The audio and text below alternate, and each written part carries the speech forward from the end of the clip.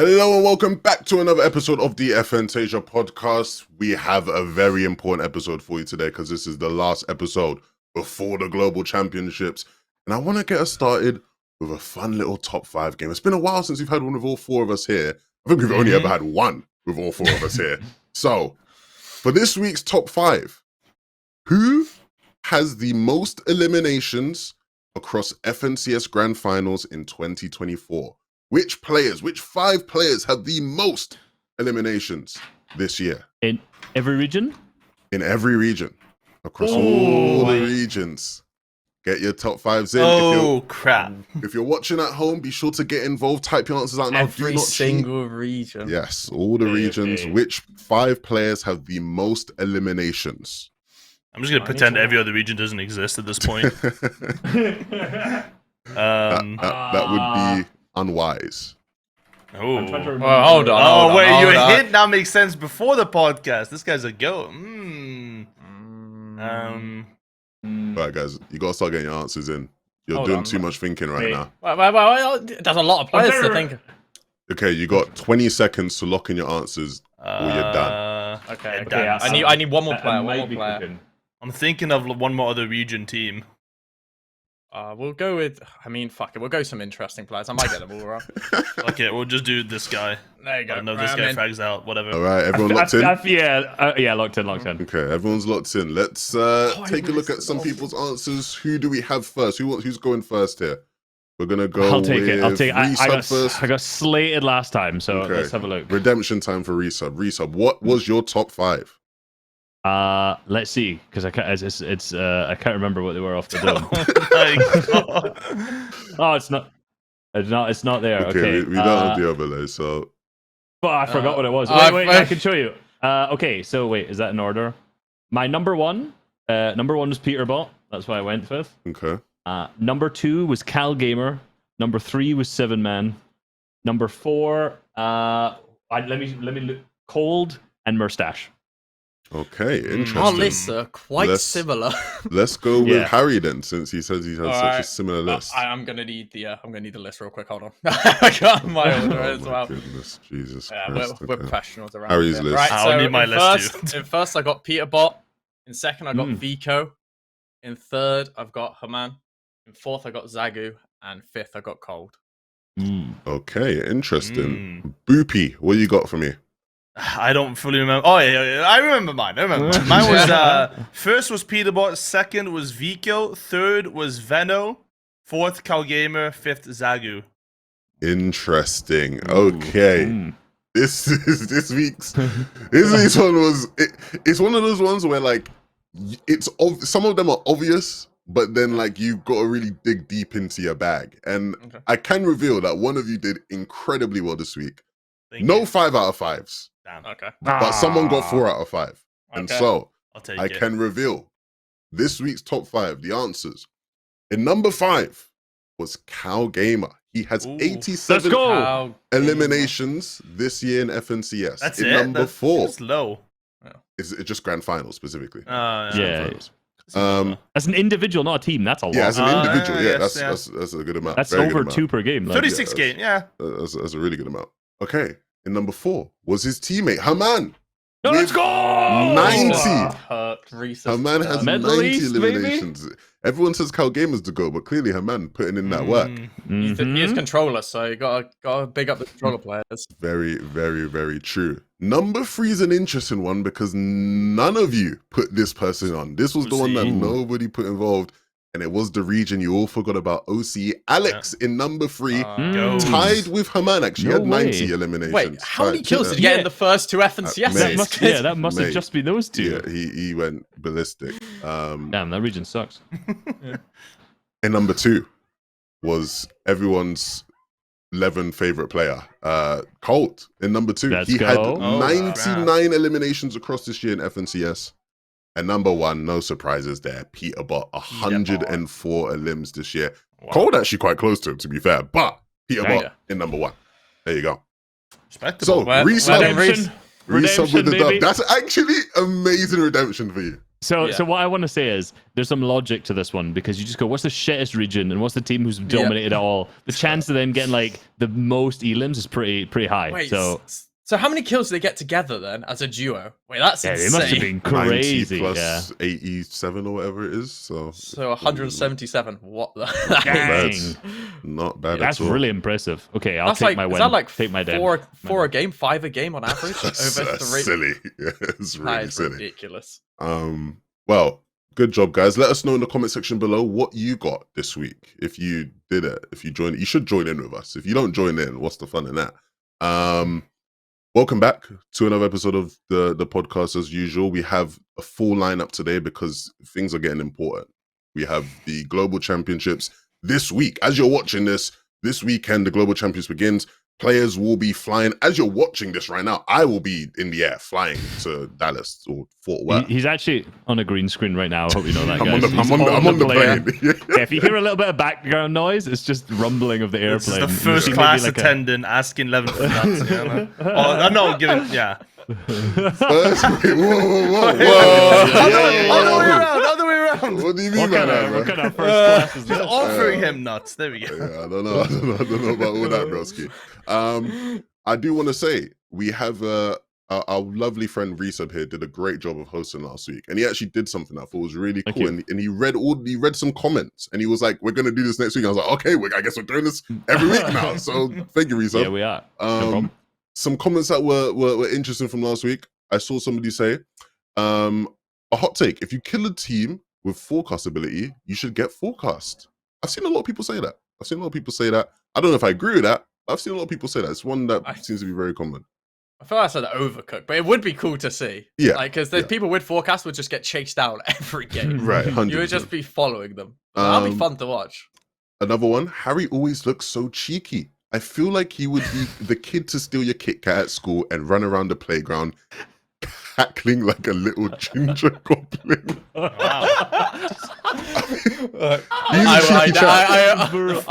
I would never steal. That's not something I would Funny do. part is I was a good nobody kid. wrote that. It was just Levin making a little gist. He's just trying to get his On the back at spot, Levin bro. Harry.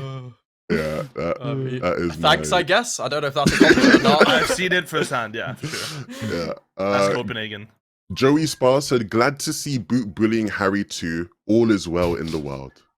Balance. Like, everyone just hates me. I'm cheeky, bully me. Like, I think they love you. ginger man. Cheeky goblin, little yeah. goblin. Yeah. I feel like this is like peak humor where you make fun of people you like, though. Yes. You know, that- 100%. like yeah, Like it's not kindergarten like love. It's not like this guy sucks. It's just Yeah. like you little ginger goblin. What you doing, eh?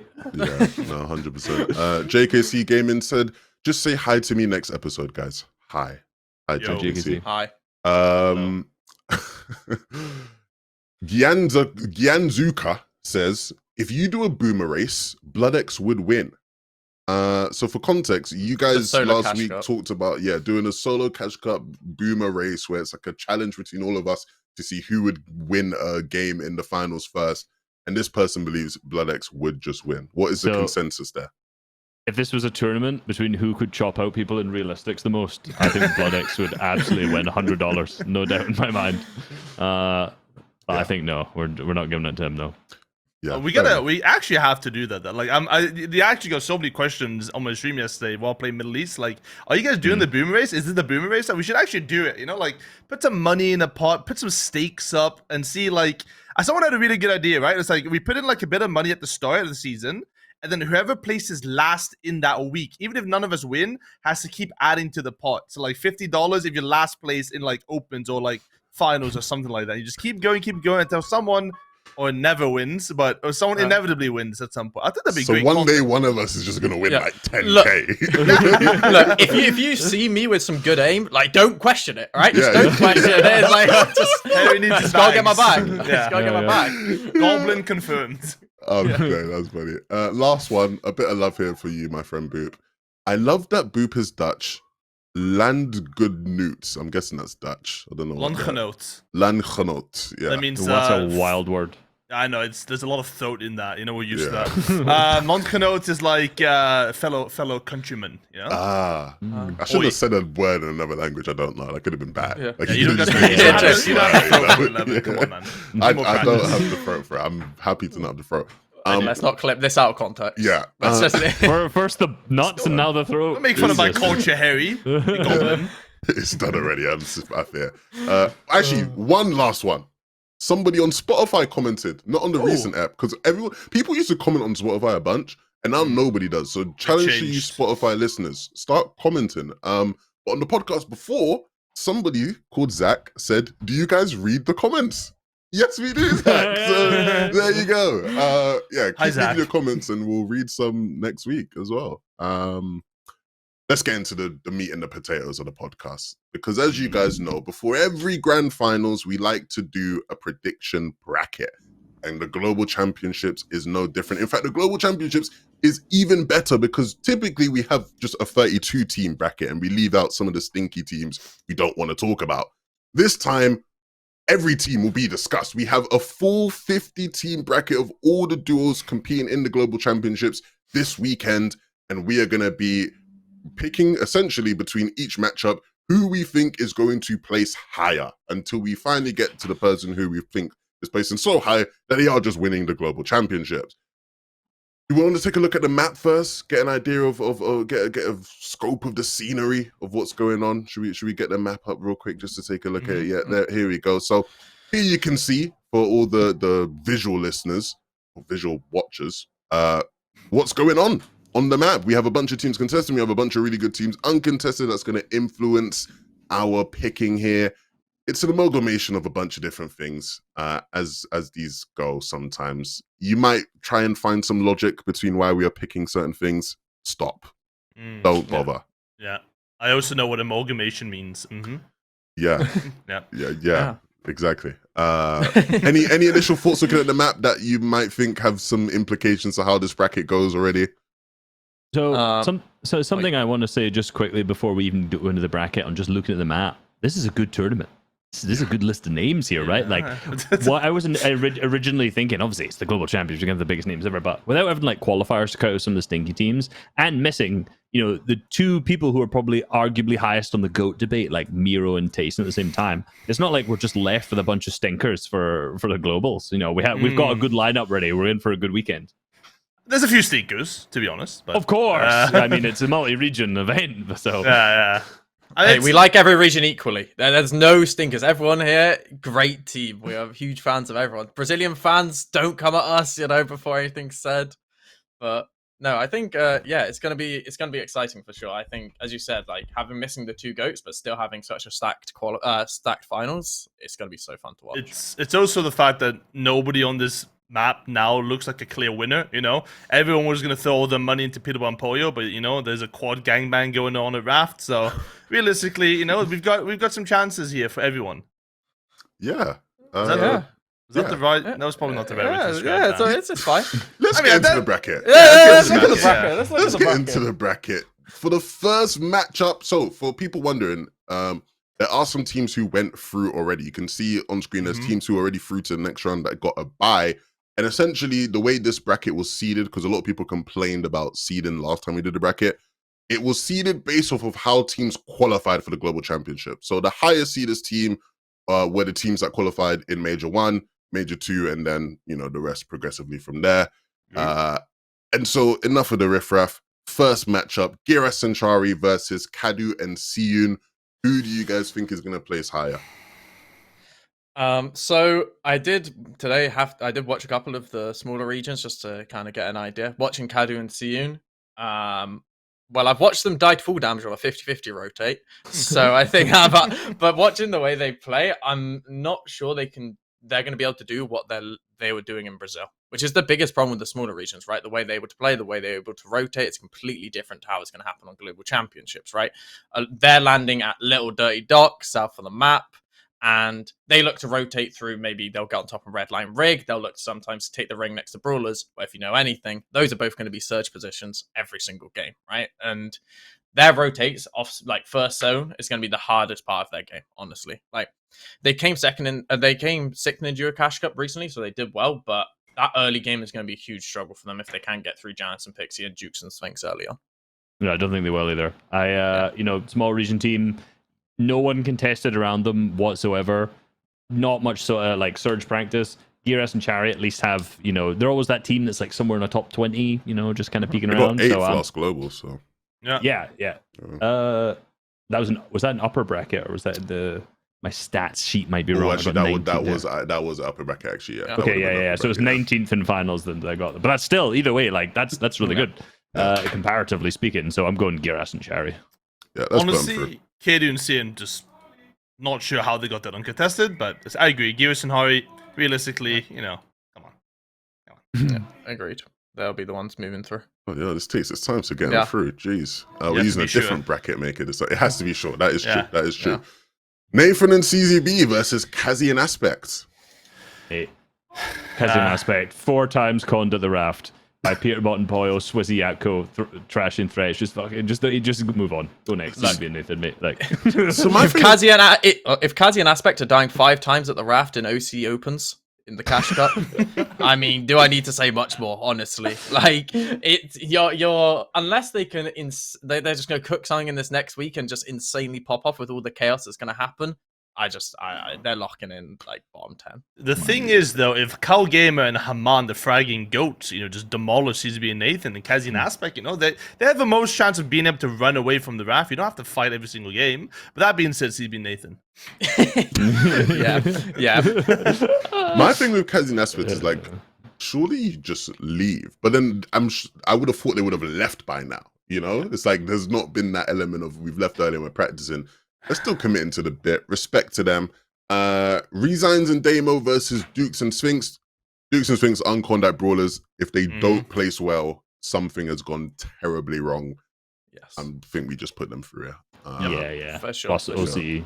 Yeah, plus OCE. Yeah. Pond bottom left of the map, that split bottom left, like you're just it's a disaster incoming. It's not great. Sky and Scroll versus Keiki and Choro. So this is interesting. So the way Keiki and Choro were playing in Brazil, again, talking about how like you can get away with things, they were just able to get the forecast every game. So they are landing that bottom left split, but they just went for forecast every single game without fail. It didn't matter if there was a team up there, most of the time there wasn't. So I don't know if they're going to look to do something similar and actually try and get involved into the fight and like try and fight for it, which against Peter Bompoyo with the Wrath coin is a interesting tactic to say the least. I mean, but I was going to say Sky and Scroll, I don't think they're probably not even going to be contested by Hutty and Kovacs, even though they're 50-50 like in practice and whatever. It's just like, why would you when you're basically taking 2 splits you could just take uncontested?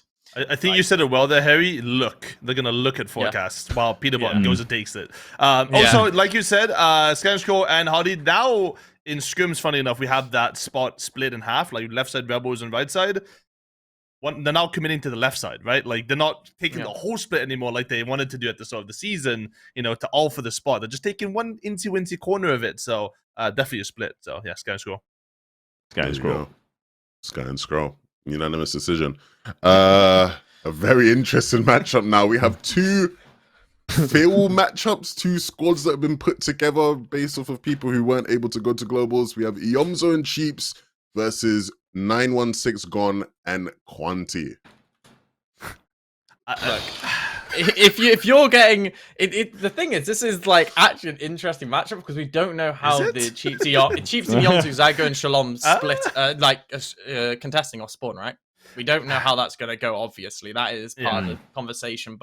And look, you might not be able to speak the same language. It might be a bit of a struggle. But if you have neighbors next to you who are pretty friendly, it's all going to go well, right? So if you have the other Brazilian team in Mount Olympus splitting with you, you never know what might happen, right?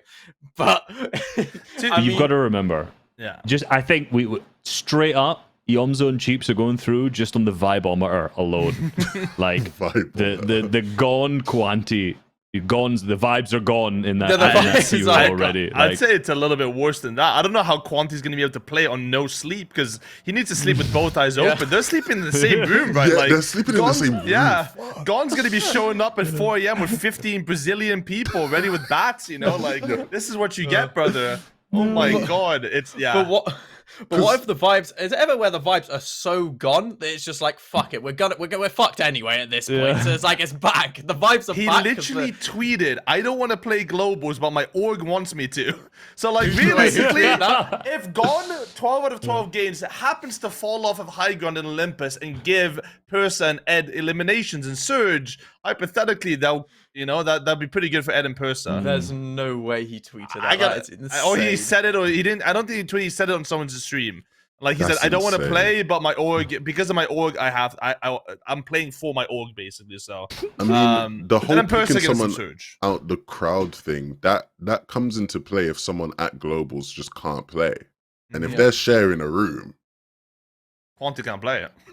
And he gets food poisoning. he might get food poison. He might. There's actually just gonna be a scrap at midnight. They're just gonna be Like, I don't know, man. That seems a bit. UFC's just. They're Gonna just gonna happen. come with 2 black eyes and someone else in a sling, and they're gonna Yeah. sit down and try to compete at their finest.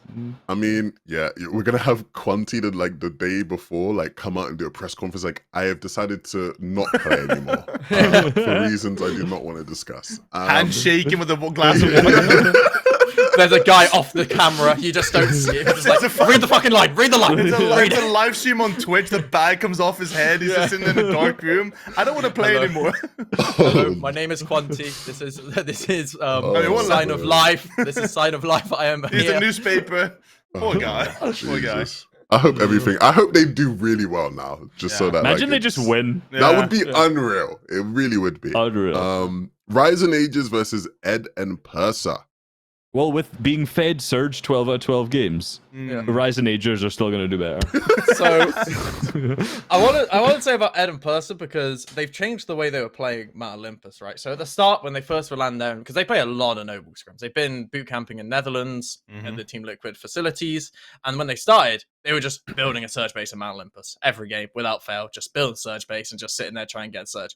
Surprisingly, if zone plays far, that's not working out, right? So now what they've changed, and this is where it's actually I'm wondering what they're gonna do. Is they loot they are speed running out of Mount Olympus. I've never seen a team leave a landing spot quicker. They just loot their like 3-4 buildings, get pretty decent loot, and then just leave as quickly as possible, right? And then go take a position somewhere else which they can play for Surge, right? And if you look at their noble results recently, it's definitely improved. They're looking a lot better. They are trending up. They're getting like top 15 in most sessions, which I know the sessions aren't the highest quality at the moment, but no, there's some which are top 5, but obviously some you're gonna. But I mean, it's better than what they were. Like when they first came over, they were bottom of basically every session. They were rock bottom, but they've definitely improved. But if you have a team next to you who can't communicate with each other, you're gonna then rotate later because surprisingly, you're gonna win. You're probably gonna win every single fight against them. So. For that reason alone, Rising Ages. Yeah. We're just going to go back. Yeah, I think we're going to put Rising Ages through here. I have a lot to say about Rising Ages, but I think we'll save that for their next matchup. But I am... Rising Ages should do a lot better than these guys. Like, they should do. When you look at things on paper with the map situation, other factors as well, I think they should do better. Yeah. Bryson Bolts versus Tinker and Daneth.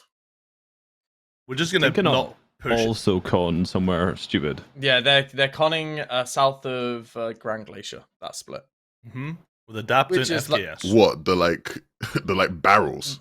Yeah. Oh, nice. Oh. Yeah, it's the thing about that is like when you're a low minor region team, right? What do? Do you contest a good team like Kazi and Aspect? Well, like what the fuck are they doing? Why'd they go and raft? And then you have Tinker down contesting a shit spot, and you're like, what are they doing? Why are they contesting a shit spot? It's like, what do they actually do at this point? Because like I feel like contesting a lower team like Adapter and FKS isn't the worst idea.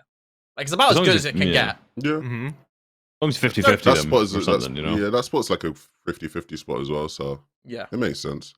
I feel like we're just not going to put any minor region team here looking at all the lists coming I was going to say, at some point we have to put a minor... Because minor region teams don't all just dud. Like, most of them dud, but like one or two of them end up doing there stuff. are This is top 25 effectively, no? Like, if you split it in half, so...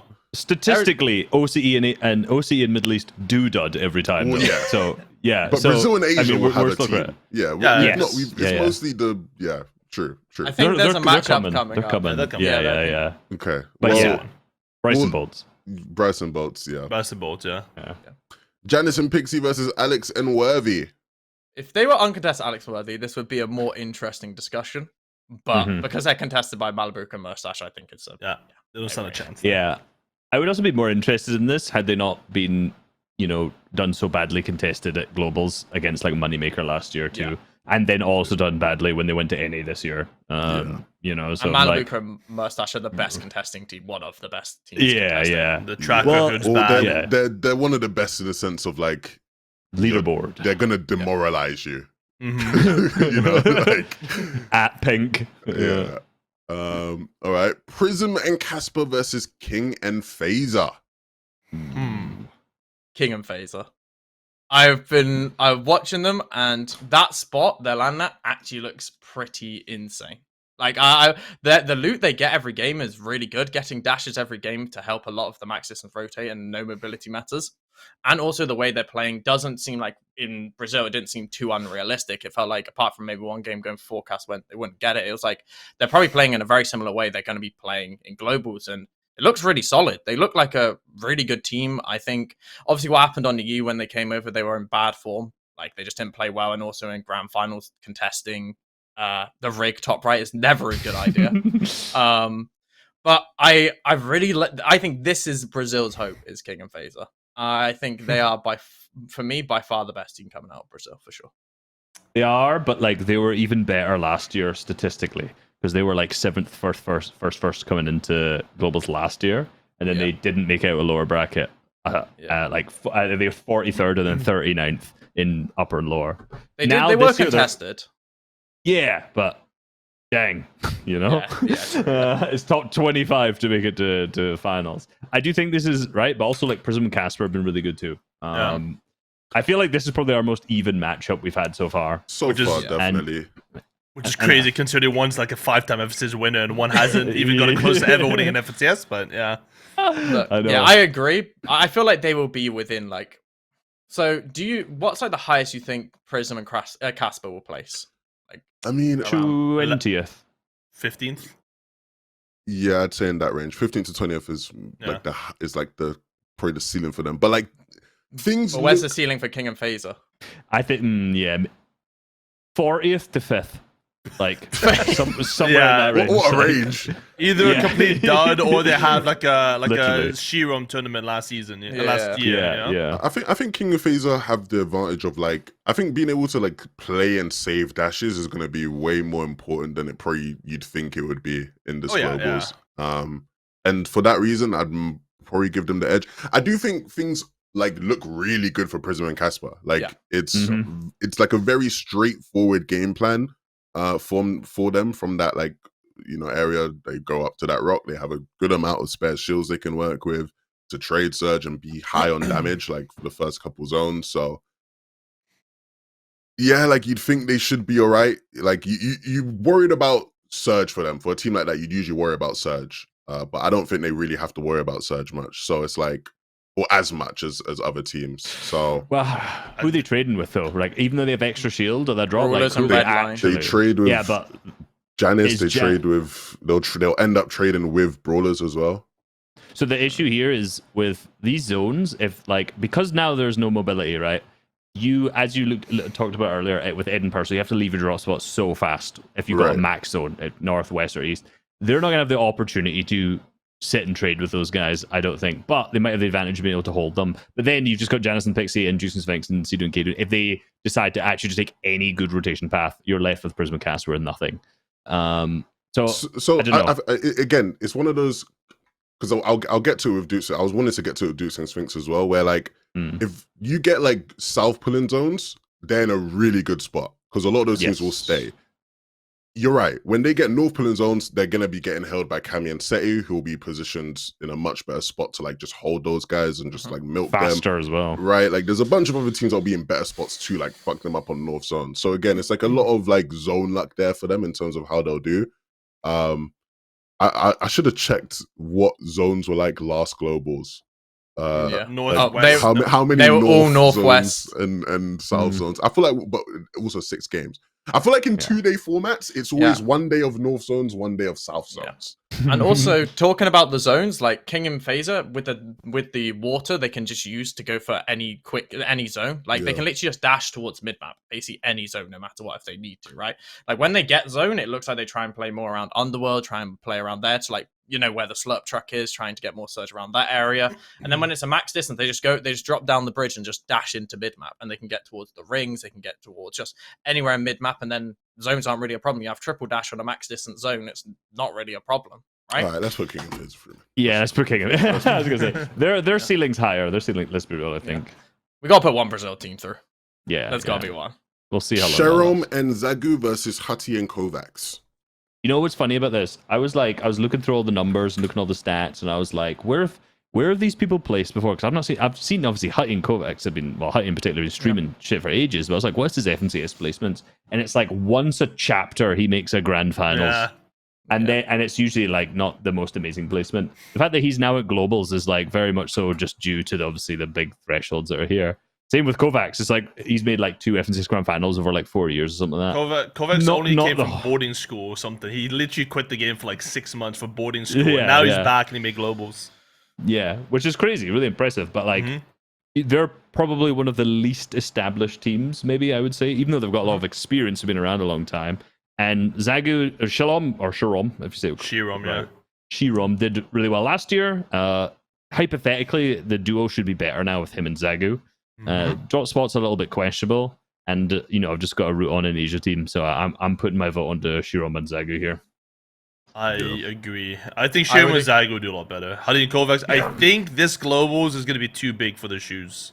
Yeah. I think it's going to be a hard one for them. Yeah, I agree.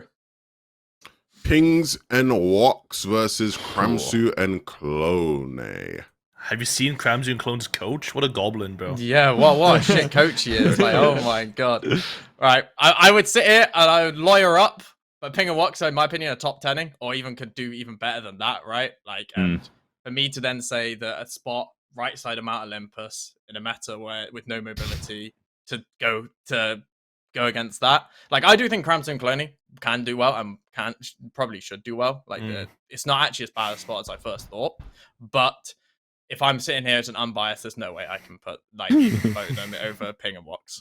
Even their coach doesn't believe. Yeah. Like, No, I believe, but Ping and Woks are up there to win. And they are one of the best EU teams right now. I was actually gonna come here and just be like, Harry, you don't have to say anything on this one, but you just started yapping away. So no, I gotta be fair. No, I respect it. No, I do respect it. And I think your analysis there is apt. So with that being said, could you imagine waking up on a beautiful Spanish summer day? You come out of your sheet, you're like, oh, the FNtasia podcast per day. Let me just listen to what my coach has to say about us. Yeah, these guys, it's just over. Pings and Woks are just so much better than them. Like, that's not what I said. Look, like, I'll be so demoralized. I wouldn't even want to play globals anymore. You know? I think Kramsu and Clone will finish top 20, but I don't think that I think Ping and Woks will finish higher than that. So that'd be. They may be the highest placing Middle East team. Yeah, I'd hope so. Well, actually, you got Rise of Ages. Rise of Ages are a Middle East team. You're All right, Trashy and Fritz versus Woxy and Crisp. Woxy and Crisp are one of the duos who have formed together through Middle Eastern players not being able to get their way over to. So this one is very easy. There's a little backstory because this is probably going to be the last time we're going to talk about Waxy on this podcast. Is this man, he was willing to go to globals as a solo because he thought all the other backup players were shit. He literally didn't want to play with any other backup player because he thought they were all awful. No way. That this came from his manager who was in my stream. He's like, he just doesn't want to play with any of them. He would rather play solo. But here he is with Crisp. Trashy first, man. I just wanted like maybe just to see if he's like actually the GOAT. Like what are the numbers he's running here?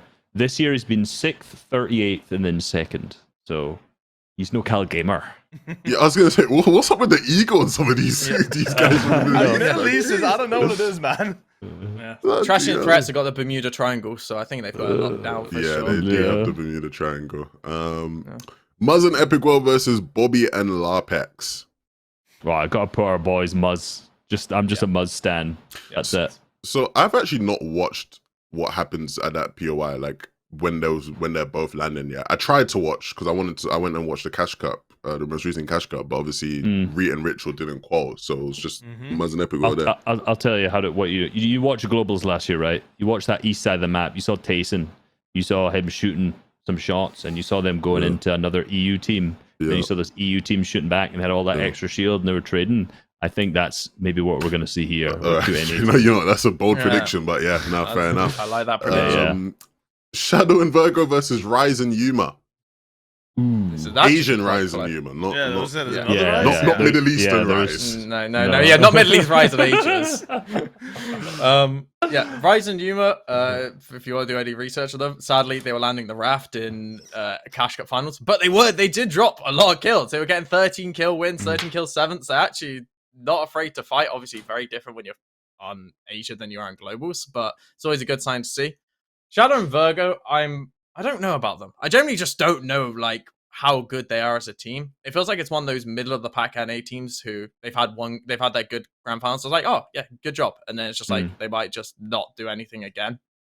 But this is like, if I don't want to describe it, this is the mid off. This is we haven't had one yet, but I think this is the mid off. So it's interesting because I saw a lot of like NA fans sort of like saying, "Oh, right, Shadow and Virgo like an underrated team, like they're like a dark horse team potentially in Globals." And I mean, when you look at their spot, I actually think that's a like cookable spot. Like that's a decent spot to be landing at. To have that uncon as well, I don't think is bad at all.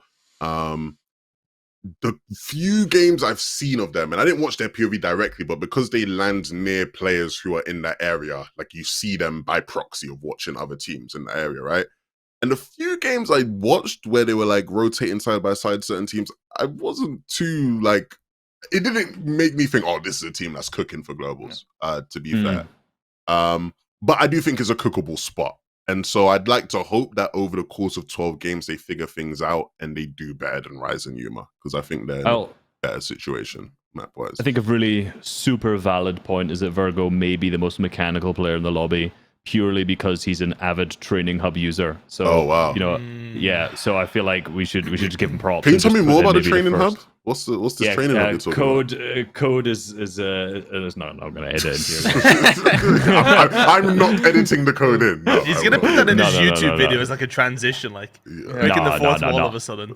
No. But generally, on a serious note, it's interesting because like Shadow and Virgo are really not very experienced, right? Like Shadow's first FNCS Grand Finals, but if you look at like Yuma, like he was at Globals last year, didn't do very well, but has a lot more experience in FNCS generally.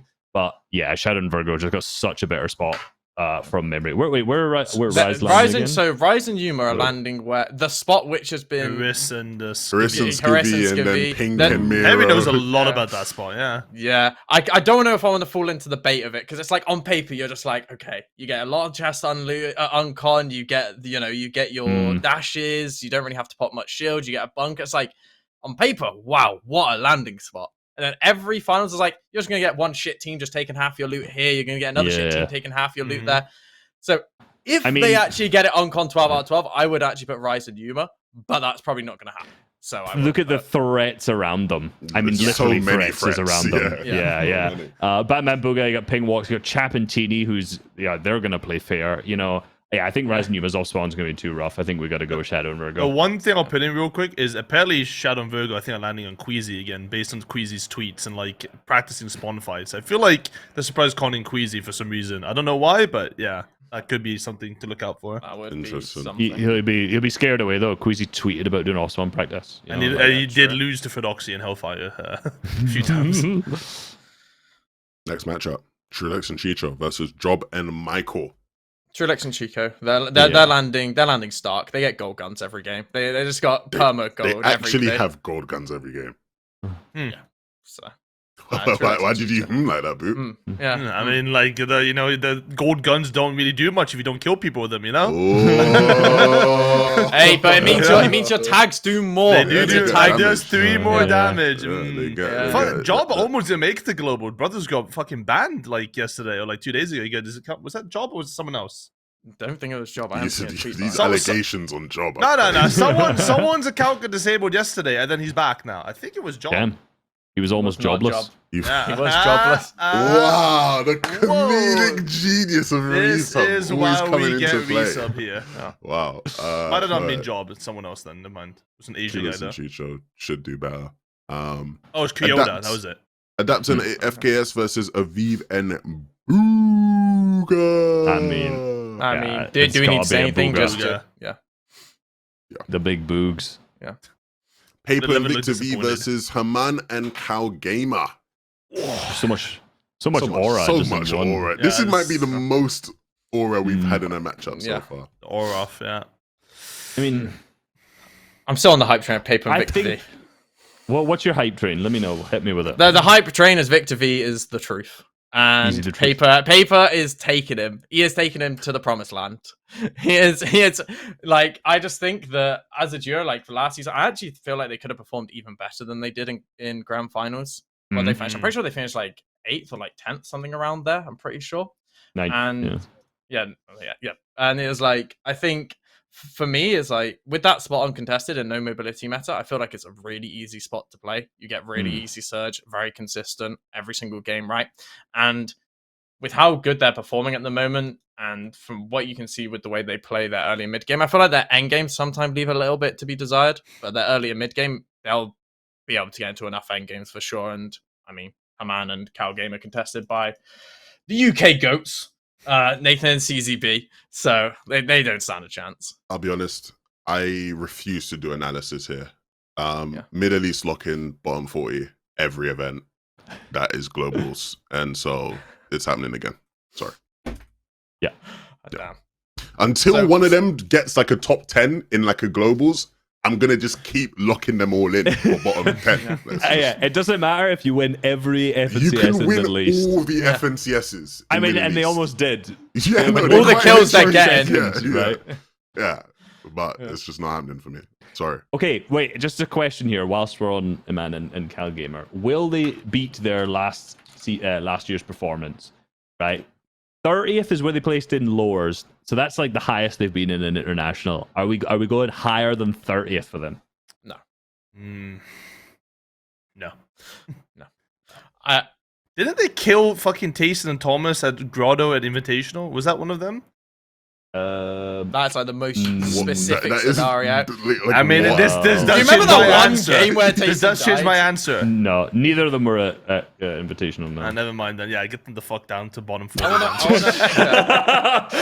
wanna fuck it down I want to there. ask another question. Do you think they stay Grand Glacier every game? Because the spot they actually land at is Rising Resin Ages Ages? spot. Mm. Do they go contest their fellow Middle East duo? To prove who's the best Middle Eastern Who is duo. the best Middle East show? It's Maybe not a they do skillful switch. spawn fight like Glacier though. It's like a 50-50 and like some awkward. I don't know.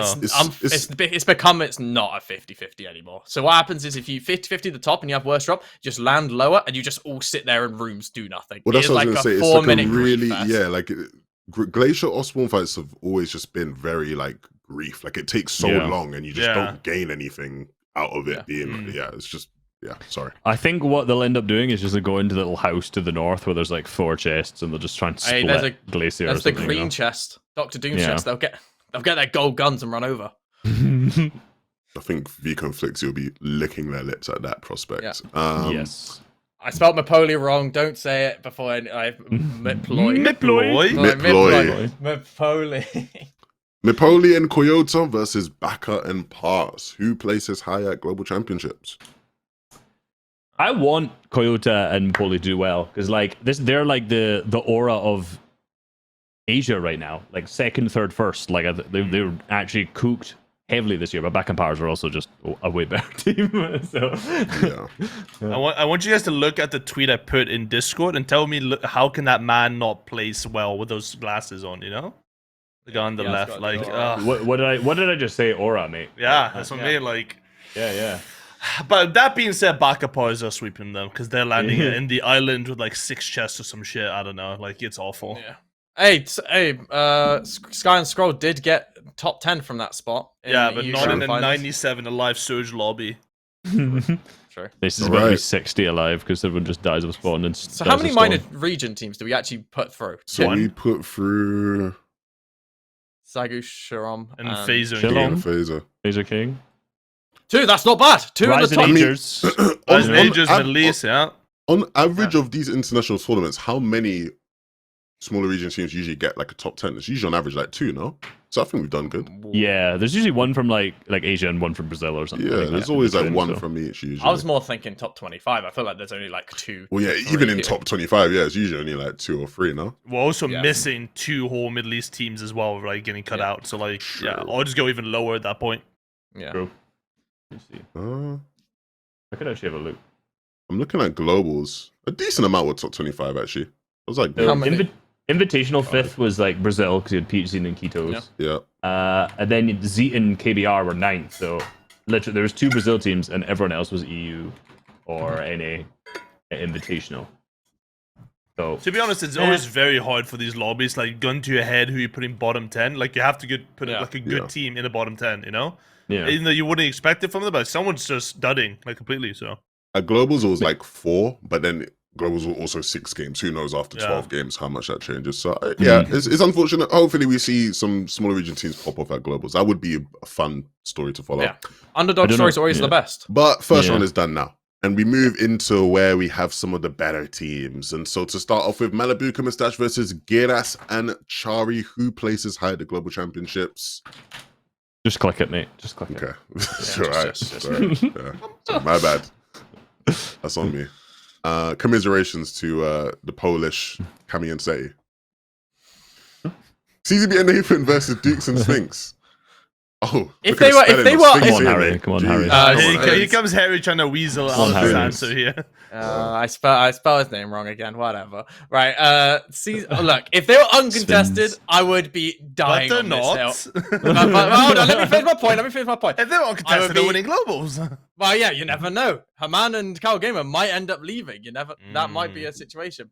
So my copium is to the max here right now. I gotta get it on. But Dukes and Sphinx, uncontested brawlers, feels like one of the easier spots to play. You can go to the same surge position. The rotates are fairly simple. If you want to make them, you can go to the pad after Inquisia Thomas have used the pad in the bottom right. You can use the Fizz Ring to get to Cami Split really quickly. And also being able to trade with Redline Rig every game. Realistically, that is more where the trading is going to happen. Is they're going to trade with them every game, hold Kadu and Siyun. The game is just easy for them. Like it is just the game is so easy for them, and CZB and Nathan not only have to win the Grief Fest and then also probably get third partied by it, and then still do well. So Yeah, probably Dukes and Sphinx. I think the big problem CZB and Nathan are gonna have is that you're gonna really need like good damage, like by 4th zone in globals. And I don't see how they're getting good damage. Like they just lose so much time in off of that off-spawn fight, assuming it takes long. And then like after that, you're already playing from a very tough spot to get Surge. Yeah, I just thought it's gonna be hard. I can see them do well, but it's gonna be hard. And Dukes and Sphinx, things look clearer for them. In terms of like how you play. Sphinx was from that the GOAT last land, right? Like how many games spot. did he they win won last 2 globals? games. They Yeah. won Two 2 games, games, yeah. I think. I mean, Still Dukes didn't- also they were won a still, like, game, so- 16th though, right? Yeah. Yeah, but like I mean, Dukes and Sphinx, like I think that's definitely like a dark horse that I don't think this one's close at all. I think Dukes and Sphinx Yeah. top 10ing is very likely for them. I'm a Big Brawlers Spins. believer. So shout Yeah. out to Spins and Dukes. Go. Cami and City versus Sky and Scroll. Commiserations to Scroll and Sky, Yeah. but Cami and Unfortunately, City will be moving through on this I one. hope we get a zoom in on Skull's mouse one of the games. You know, just how he. That Yeah. would be nice. Yeah. I'm thinking about how I've seen the stage set up. I'm thinking if that's possible. Get hand cam. And maybe they'll do one of those I'll segments tell where they them. play box fights on Speak like. to Mickle. Yeah, send I them a will message. tell them. I will Yeah. tell them to sort it out. Chapentini versus Iomzo and Cheeps. What are we thinking? What are Chapentini doing? What are they cooking? What are You they guys doing? know, so something. I'm a Cook big something. fan of Yeah. the FNtasia podcast. I listen every week. And last week, my favorite analysts on the FNtasia podcast were talking about how they think Teeny and Chap might be cooking a Teeny strat for global championships. And if Good that insight. was the case, I think my favorite analysts would be cooking something phenomenal. And that would lead me to believe that Chap and Teeny are placing higher than Iomzo and Cheeps. I agree. Undoubtedly. Yeah. I think I think- they've been too good. If they like bottom 10, bottom 20 or something, I can't wait to read the tweets about how Chap is cheating and he should Chap's be cheating. banned. He's using a radar. Have you not seen the accusations last week though? Hold on, From let me just Leo? scroll. Hold on, let From me Leo? scroll down new. the leaderboard in Duo Cash Cup Finals real quick because this was an interesting The biggest event of the season, you mean? Yes. So Chapatini, ladies and gentlemen, plays 46th in the Duo Cash Cup. Oh my god. In the How current could situation they? that they have at Globals, so they were calling walks and pings and fighting a bunch. On top of that, BloodX believes that they turned off their cheats so that they can practice for Globals. So, if you're on that hype train, give us 5 stars. Look. If not, give us 5 stars on Spotify as well. Look. But that's not the case. We all know every BloodX cheating accusation is correct. He's True. never been wrong. He's never called out someone Thomas that's just HD. Thomas HD, ever. It's never happened before. I don't think enough light gets shed on that. Like for No. people who maybe don't know, for people who are new to Come Fortnite, Yeah. BloodX used to adamantly go at Thomas HD for cheating. And to It think wasn't about just that like an now, off comment. It was every tweet. Literally, for a year straight, he was just like, "This guy is cheating," and the fact that we let this happen is disgusting. For a year. I remember going to DreamHack where I met him the first time, and both Thomas and I was like, "You go and speak to him." Yeah, Like, go on, go have you a go- chat. Yeah. No. Big man couldn't do it. Big man couldn't do it. And then at that LAN, I think Thomas did incredibly good. And I remember standing behind him, just watching his aim, and I was like, "Bruh, He's crazy. this guy just." You couldn't got notice the DMA. You couldn't notice. Yeah, It's yeah. in the PC, Harry. Come on. it. Yeah. You couldn't see the red outlines. of the Yeah. characters as he was running past them. No, you spell with special glasses, obviously. Yeah. Of course. We love BloodX though. We love you. BloodX was do. watching the pod on his stream, so he was bringing in the viewers for us. So thank you for that. Respect. Hopefully, that he being watches the said- slander. I hope he does. Yeah, if you're somebody if you're tell watching, him. fuck you, man. Yeah, BloodX. Old ass That's man. really fucked up, man. That's really sad. That being Right. said, Chap and Teeny, whatever they do, Teeny strat, landing on Cammy and Seti, or doing something else, I think they'll place the Umzo Cheaps regardless. Yes, agreed. Unless Chap gets banned halfway through the tournament, and then that's awkward. For being shy. It's just, you're banned for playing legitimately now. Yeah. The one thing I would say Nah. that's maybe a worry for Chapantini is the fact that Teeny has seemed to have downloaded his Balkan complaining gene. Finally. my god. He seems to have installed it, and he's been really complaining lately. Chap, of course, there's that element of the pressure of LAN and the year he's had. Can he live up to that hype?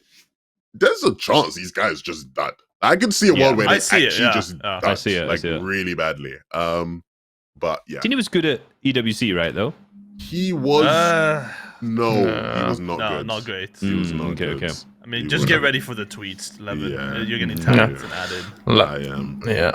He's probably Well, looking- or I'd say Teeny did make a really true tweet of Kinch, Destiny, and Martels ruined the game. So I do have to agree. I was going to Without them, reply the game would be bad. and say, why didn't you add Resub? Resub's a #1 culprit, and he just left him off. I don't know how you got away with that one. I was dodged a bullet when I saw that tweet, and I was like, how have we collected these 3 people? How have we come to the conclusion that these are the 3 They people? Martos. Come on, Martos. man. Leave Well, Martos that guy, alone. he definitely, right, the day that he had, I know what happens. He goes into solo cash cup, someone does the Martos peek through the floor in the ramp, kills them. And that's the final game. And he was like, I was looking at Qual. Kinch told me it was going to be 124. And I got 123 or something like that. And I've just not qualled. How dare he? And then he's like, and fuck DJ too. And then he just made that Fuck tweet. DJ, fuck DJ, bro. Is there a single person Look. Teeny hasn't beef with on Twitter? I Like, know. how- No, there isn't. Dude, this Teeny guy... Teeny makes oh funny my- tweet though. He's not beef with me then. That's maybe Not why he left me yet. out the tweet. Yeah. Not yet. He's not Wait. beefed with me yeah. either, This, but this that's guy, coming. this guy made a tweet. He had the audacity to make a tweet about getting banned in Noble, right? And he posted a clip, got banned in Noble for this, and it was him fighting someone on the island. But he so conveniently left out the 14 eliminations that he had before Fourth Zone in that video that he posted. He hid the kill feed so that nobody could see it. My God. Smart man. That's good. Smart man. At least they're funny. At least his tweets are funny. True, I feel yeah. like I don't think they're meant to be. though. no, but they are. I was just Right. looking through his Twitter. They're actually funny. There's some he's got a interesting good ones. Twitter. Yeah. If It's Teeny's mum is watching, I love your son. I promise I do. Queasy and Thomas versus Rising Ages. So here's a question when we go into this. Do we think Queasy and Thomas are coming in primed up? No. Or are they just I thinking think half the duo is coming in primed up. Right. Which I won't half? say what. I Oh, won't say that's what what's the half. name. Which No, which half? half? bro? I won't say what half the duo, but yeah, I'd say Which half, bro? you can see one of them playing all the nobles practically. So, Mm. but all I'm saying is like, come on, spread the I hate. follow- Don't Yeah. be scared now. You've said the big No, words. I'm not You scared. gotta- That's what I'm saying. The But Harry's just lucky this shit isn't live anymore, you know? Otherwise he'd be stuttering his words right now. but anyway, no, genuinely for like before the season even started, when they chose that landing spot, I do think this landing spot that Queasy and Thomas land at is insanely underrated. We've seen with Voljax and Cool both seasons that like even though your edge map, it doesn't feel like it because you can basically pad wherever the fuck you want from that spot, and you can play however you want. If you want to play around the edges of zone and just follow brawlers and follow red line around the map, you can. If you want to pad center map and player position, you also can, right? And the game is actually quite easy from that spot, and the surge you can get is really good. But Rise and Ages have an even easier game. I'm going to be honest. I don't think I've seen them not on that barrel mid-map next to the ring every single game. Disgustingly easy. They just have all their shields up there. They just trade Surge with Nitrodome and Cami Split and whoever comes near, and they can just, zone plays far. Oh, we're going to ring to next zone. Right. And it's just, they do this every single game. And it's Actually, like, I don't want to ring. I'll pad instead. You know. yeah, it's exactly. like You got the the pad easiest mid map bit, as yeah. well. It's Like that spot is the easiest thing to play, and it's a hot. So I am, even though I said that, just by name value and experience, even though Rice does have experience on LAN, I'm still gonna go Queasy and Thomas. I still think Queasy and Thomas will place higher. I do think that people are really underrating them. Most people I asked my chat, most people said 20th to 15th, which I think is extremely low for where Queasy and Thomas I feel are going to play. That's so weird because I That know is, Queasy and yeah. Thomas have had like a really odd year, but like in any important competition, they've done good. Yeah, exactly. Exactly. Like they when it comes to it, first FNCS they come second, and then like when it comes to globals they're always prepared. When it comes like they just do well every single time, right? Obviously they had a bad FNCS last season. So we'll get onto when we talk about Cami and Seti, right? Because people are thinking the same about Cami and Seti did the last FNCS. That means they're washed now. But for me, Queasy and Thomas are still very, very good team with a pretty easy way to play, and as long as they don't get completely like the worst zones possible, they should be fine. The problem that these guys might have on like a very macro wide level is their despise of no mobility matters. and I remember asking Queasy early this year where he was like, when it's a no mobility matter, I switch off. It started, let's just forget about it. And I remember saying to him, what happens when globals is no mobility? And I can't remember his answer, but I think it was along the lines of, yeah, man, then we're cooked, you know? Yeah. So I'd like to hope that he doesn't still feel that same way. But that could maybe be a problem for them. Again, it's really hard to project where Rise and Ages will do, because as much as I think the game is so easy to play from their spot and that they should do really well, you know, I have questions about when things don't go right, like, do they have enough kill power to get their way out of things? Where it's like, when things don't go right for Queasy and Thomas, I'm expecting Thomas to just go crazy and like beat Thomas HD. So this is a hard matchup for me to pick, if I'm being honest. Like I can see both of these teams top 10ing. I think Queasy Thomas HD is just a higher ceiling. I'll be real though. For sure. Yeah. For you sure. know, like if they came fifth, obviously even if they came top 3 or something, I wouldn't be surprised. But if they came fifth, no one would be shocked. If Rise and Ages came fifth, I'd be like, that's quite that's quite an outperform for what I thought they would do. And it's not like they're not capable of it. Right. But you know, I would be more surprised that they popped up top 5 than Queasy and Thomas. That's fair. Okay. I think we go Queasy, yeah. I think that's fair. Middle Eastern team out of the rankings. Unfortunate. Unlucky for Middle East's biggest team. Reason and Vidil versus Bryce and Bolts. It just depends how much V conflicts you fuck with Bryson Bolt at this point. I think that's the main thing, is how much forecast are they going to fight against? How much are they going to fight back? How much room are they going to get in that area, right? How much are they going to run into Adapt and FKS and Daneth?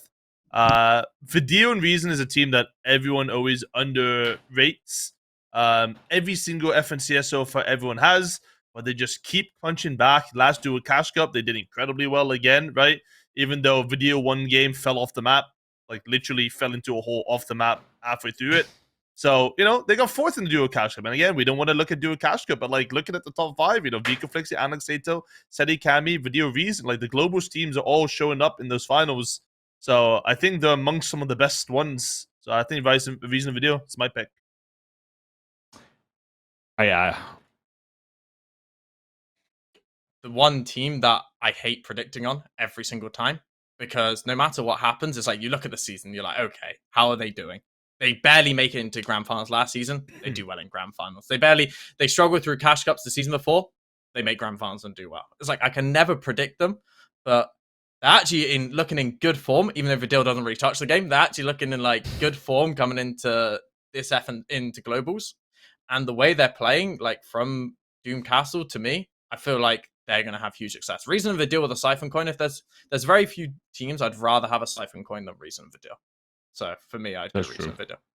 Yeah. I also just think like you literally can't not have this team in your top 10 at least for a Reason Vidal. And Bryson Bolts with their current situation, I could easily see them just having a stinker of a day. Obviously, they're a really, really good team on NA, but like with Vico and Flixi to their north, potentially just cutting off everything they want to do.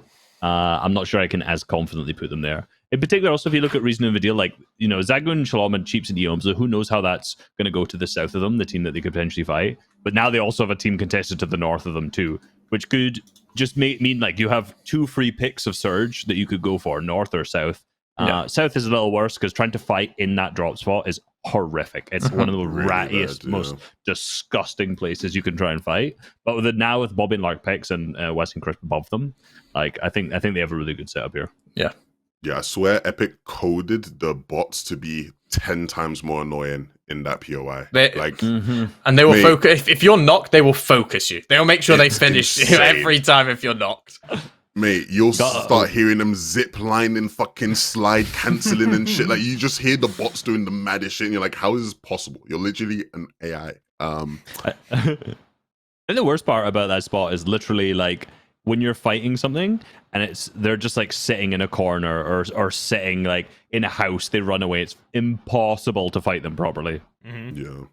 All right. Clix and Veno versus Janice and Pixie. Wow, this is a tough matchup. This is a unfortunate matchup for one of these teams, regardless of how it goes. I think I know how this is gonna go and how it should go and how it's gonna go for me. Tell me what you think it's gonna go. Let me tell you how I think it's gonna go. Clix and Veno will be going through on this round. I think Clix and Veno place higher than Janice and Pixie. I think both teams have the scope to do very well. Uncontested at 2 really good spots. I think Snooty's a better spot. But, you know, Janice and Pixie I can see doing really well. But Clix and Veno genuinely have, like, winning potential from, like, their spot and their situation. How both players have been playing has been top. I think they had some problems when Jetpacks got removed in trying to figure out Surge. Like, watching that Cash Cup afterwards, it was clear they didn't really have a plan, to be completely honest. I also know that they've been cooking up a plan.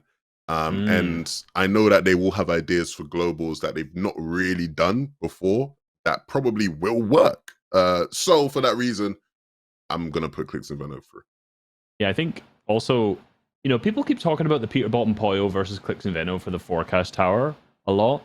But I'm like, the Peterbot and Poyo are 4x conned off spawn still. You know, being able to get out of that POI that quickly would be very impressive to start with, at least. You know, like I'd be surprised if we're actually going to see that fight. So say if Peterbot and Poyo lose a spawn or the fight takes forever and they're still left fighting, struggling in there, that's just free forecast for Clix and Veno, assuming one of the teams of the West doesn't want to go for it either. Yeah. I mean, realistically, one can win, other one probably can't win, I think, globals. Giannis Pixie, like, they're the most 7th to 11th team that I've ever seen at globals. You know, it's like, you know, they're playing 7th to 11th ish. That's it. You know, they have uncontested redline rig. They got a weakish team to their south. They're probably going to abuse and double key for Surge as well. Flex and Veno, the only thing that can go wrong is that someone cons them or that Peterbot has immaculate aura to the maximum and just leaves Raft uncontested, and then the ego fight Forecast Tower. But then that's a day 1 to day 2 type of situation where day 2, they're just like, okay, we're just not going to go for Forecast. We don't need it. You know, like our playset doesn't actually require it as much. So Plex and Venom for sure here, I think. Yeah. So that was what I was going to say. It's like, I don't even think Clix and Vino need the forecast. With all the They- teams yes. rotating nearby and all the options they have for Surge, it's actually beneficial for other teams to go for go for forecast and them just third party the fight, right? So it's like, at the end of the day, it's like they play such a nice game where you can obviously just get Surge and then play Storm. It's not much different to what we've seen last season. So with Surge meta being pretty much the same, and that had so much success until they got Grief, probably could have won FNCS if they didn't get Grief, right? It's hard for me to put Jazz and Pixie apart from them, for sure. So Clix and Vina. Yeah. There you go. Next round, we got Swizzy and Yapko versus King and FNtasia, the last remaining non-EU or NA team. Is this close? I think this is a King and FNtasia sweep. Like, I was about to say, like, I feel like let's King be and real. FNtasia- I'm so disappointed that we're not seeing Swizzy with Vanyak because this would be a completely different conversation. Swizzy is, like I've said, we're in the Swizzy era, and now we're unfortunately not going to be able to see what it's like at LAN, truly, unless he just has some crazy soul or something. Yapko, I'll be real, he's not like a tier 1 player, or maybe even, would you even say a tier 2 player for EU, let alone the world. I'll be honest, there might have even been better fills. I'm not just trying to hate on Yapko, I know it does sound like it, but just purely like statistically, not like the best fill player to go with. Also, still trying to land the raft with Peterbot and Poyo, 3 other teams there. It's just not looking amazing, I'm not gonna lie. I'm just, dude, Swizzy Yapko were meant to be the savior of globals, But Mm-hmm. they've just tweeted, we're taking left side raft. Like you just lose it all at that point, unfortunately. Also, Swizzy Yapko, there's always that what if factor, obviously, because of Vanya not being there, and with the lack of preparation and practice. They made dual cash cup this week. Didn't look that convincing. They lost to the big growl, obviously. But King of FNtasia, uncontested, more space.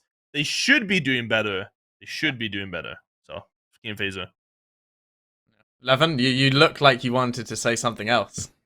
You would No. drop some crazy. No, He just perked up. no. He just heard Mongo mentioned. It was Yeah, no, I was just happy because you mentioned Mongo. That Yeah, was true. really it. Acorn and Cold versus Shirom and Zagu. Asia, you made a good run. Yeah, I think we need to move Acorn and Cold through and just I mean, we got to mention the Acorn Code spawn fight against Anlex, right? Like, this is where it comes into fruition, is like, how good are Anlex and Sato going to deal with Acorn and Code or spawn, if they are going to actually fight or spawn, unless they try to split it, but I don't think that boat is very splittable. I mean, you say that, but like Andalex and Sato, was it when they had that crazy comeback this year? Was it not them splitting Major like the most two. shambles Aqua, drop? yeah. Was that not they split like 10 J's or whatever it was? It and was they season split. 1, yeah. They took the windmill Done. and that was it. And they They took the literally, windmill, but then they W key Snooty, which they're not Yeah. doing in this season. you never No. know. You see the You aura. honestly just don't know, yeah. You don't know? They're going to Yeah. W key Clicks and Venom as Snooty? Who knows? Knowing French creative players, say it is going, duck sheet, and they just go WK them, like there's a To chance. be fair, not for damage, but I wouldn't be surprised if they would leave Brutal to go and like just take the spare loot at Snooty, because Clicks and Venom do leave quite quickly on certain zones. And so if they've been doing their research and they figure out when they leave very early, they could definitely like go and sneak in and get loot and then play out the game from there. But I don't know. I can see both of these teams doing good out of this spot. While Yeah. Cons, like even like this is one of those situations. I feel like we have them almost every season where like I could see a world where one of these teams maybe only gets to play like 7 or 8 games, but that's enough for them to like do really good. I can see that with both of these guys. Acorn and Cold, that's cold. Yeah. Cold with 7 or 8 games scuffed. He has to go crazy. I mean, I just think Acorn and Cold, even though they're contested, are gonna have such a good globals. Even though I want to believe in EU, I just feel like even when they're scuffed, they're more likely to get out of a scuff situation than Lex and Sato. And I know this isn't even the argument here, but out of Shirom and Zagu and Acorn and Cold, it's just like we have a lot less to go off of Sharom and Zagu. We don't really know anything about them at this landing spot. We don't know how they're going to play. They might just 12-0 cheap than Yomza. We don't know that, but Well, yeah. yeah. So, but Akon and Cold, we know how crazy they are. We know how good they are on LAN. It's just they were scuffed last globals, weren't they? They were splitting. Yeah, they were. Yeah, they were splitting last globals with what was it, Pink and Vika, right? They're splitting that split to left of Mega City. Yeah, and they would leave with like nothing and still went crazy. Yeah. My thing is, like, when I think about this is, regardless of how things go for Acorn and Cold day one, there is 1.5x points day two, and Cold is Cold, so they should still place well. Yeah. Regardless of what happens. So I'm gonna go Acorn and Cold. Right, if they had 3 teams at this drop spot, I don't think this conversation changes. No. Yeah. Any disagreements then from you, Boop? You're not putting. All right. I mean, I put up the conversation. Akon Cold versus Alex Sato. You know, I could have called doing it. Come on. Ping and Wox versus Trashy and Threats. Sorry, Trashy, Threats. You guys chose the best drop spot on the map, and so did 3 other teams. And Ping and Wox are, significantly better lutations wise here. I think this is a clear sweep Ping and Wox. Yes. Agreed. I think also what benefits Ping and Wox, let's say, for example, Chap and Teeny aren't there. You have an Asia team to your left, you have an Asia team to your bottom left, and you have 2 of the weaker EU teams to Rebels route, and you have a Brazil team at the gas station split. For a team who wants to fight, having weaker teams around you, that is the best thing you can have right now for Ping and Wox. With the dashes as well, being able to basically go wherever you want quickly in the early game to make those plays. I mean, then I've already said what I said about Ping and Wox, and I don't think Trashy and Threat are close to that at all.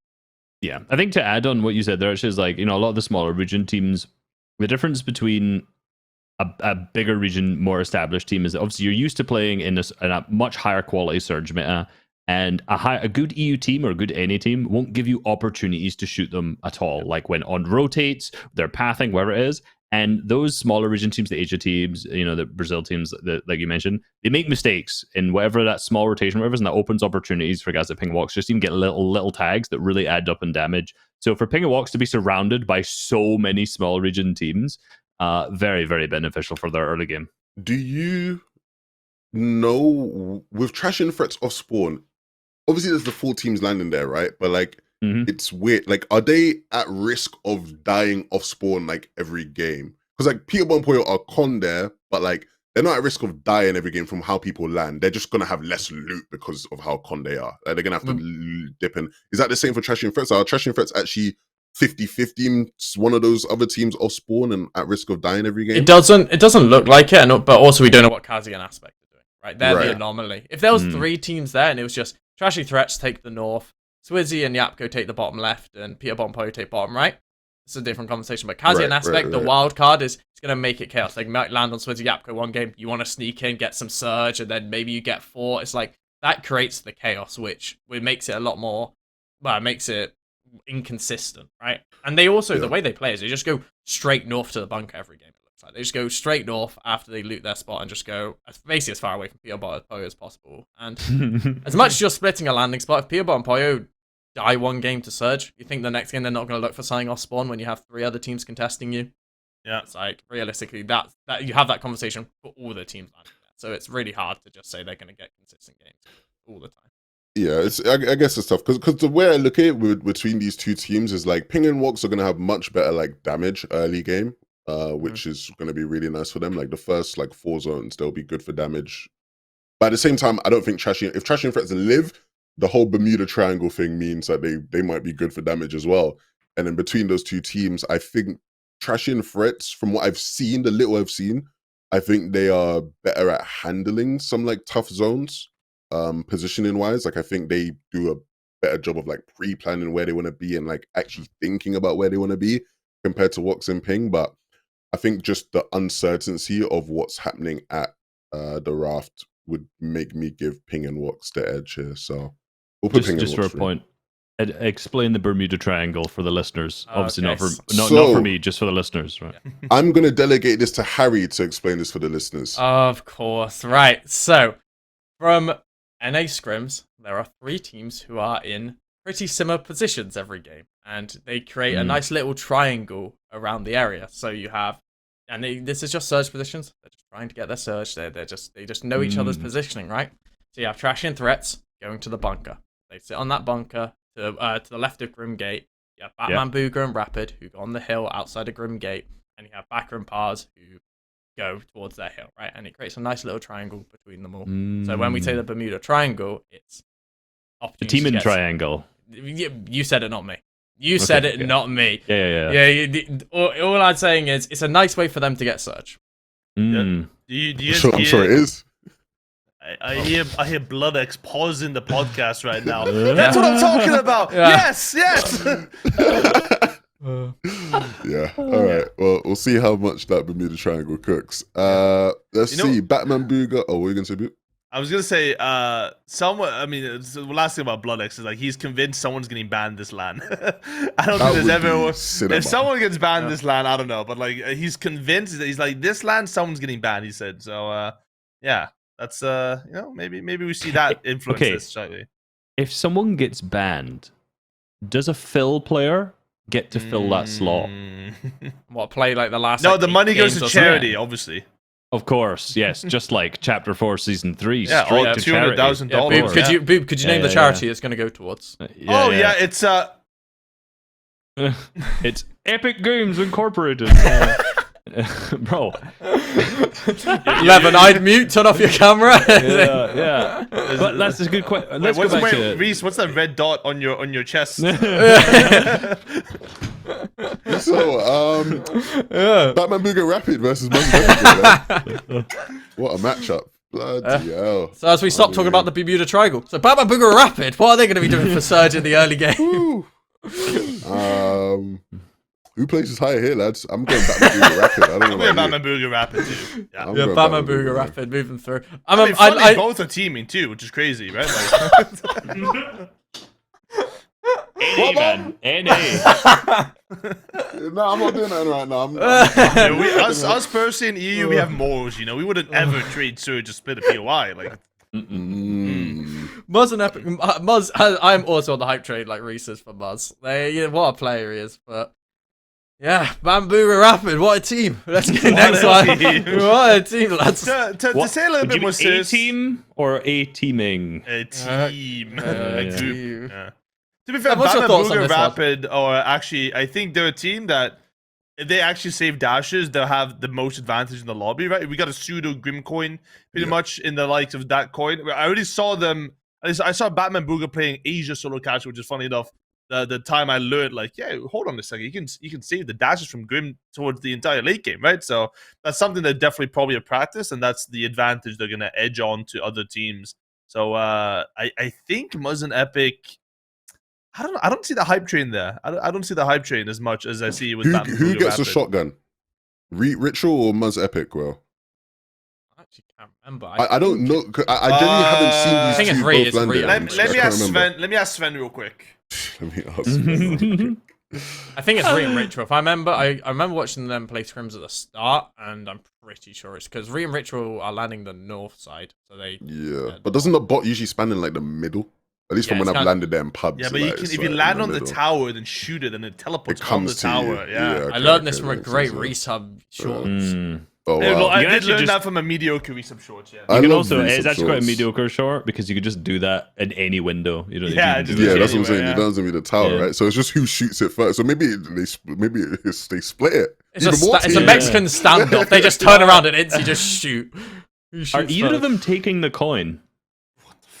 Let him go. Leaving.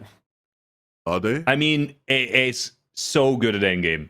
Like, if you don't crouch to cancel your goddamn big pots, it's actually so useful for like if you're solo clutching, like just sit in the edge of storm, they just never see you at all. There's so many cool things to do with this. But do they actually not see? Because I remember like you mentioning this when the season started, and anytime I've played the game and someone has that coin, I can just see the fella. Yeah, and he's just standing there like a prat, and I'm like, in end. That's the thing. Not in end game against the storm. That's the thing, right? Okay. Like, if they're in front of the storm, actually, probably would. That's be what I'm saying. Not if you really think about like, if I'm a 30-year-old Fortnite player, I can't see the outline against the storm. But we're thinking about these young players. They can see the motherfucker back to the storm. No. Their No, experience no, with no, no. vision. Your is tunnel the same as vision. these They're players. tunnel No, they're vision. not. They can do They multiple things at the are. same time. They're spraying Why a guy. is They're no not just one gonna picking see. it up? They're not gonna see. They're not gonna see Epic well. Just sneak past him where they're spraying a team or Predator team. Like The most useful thing that coin is your ability to turn into an OC team at LAN.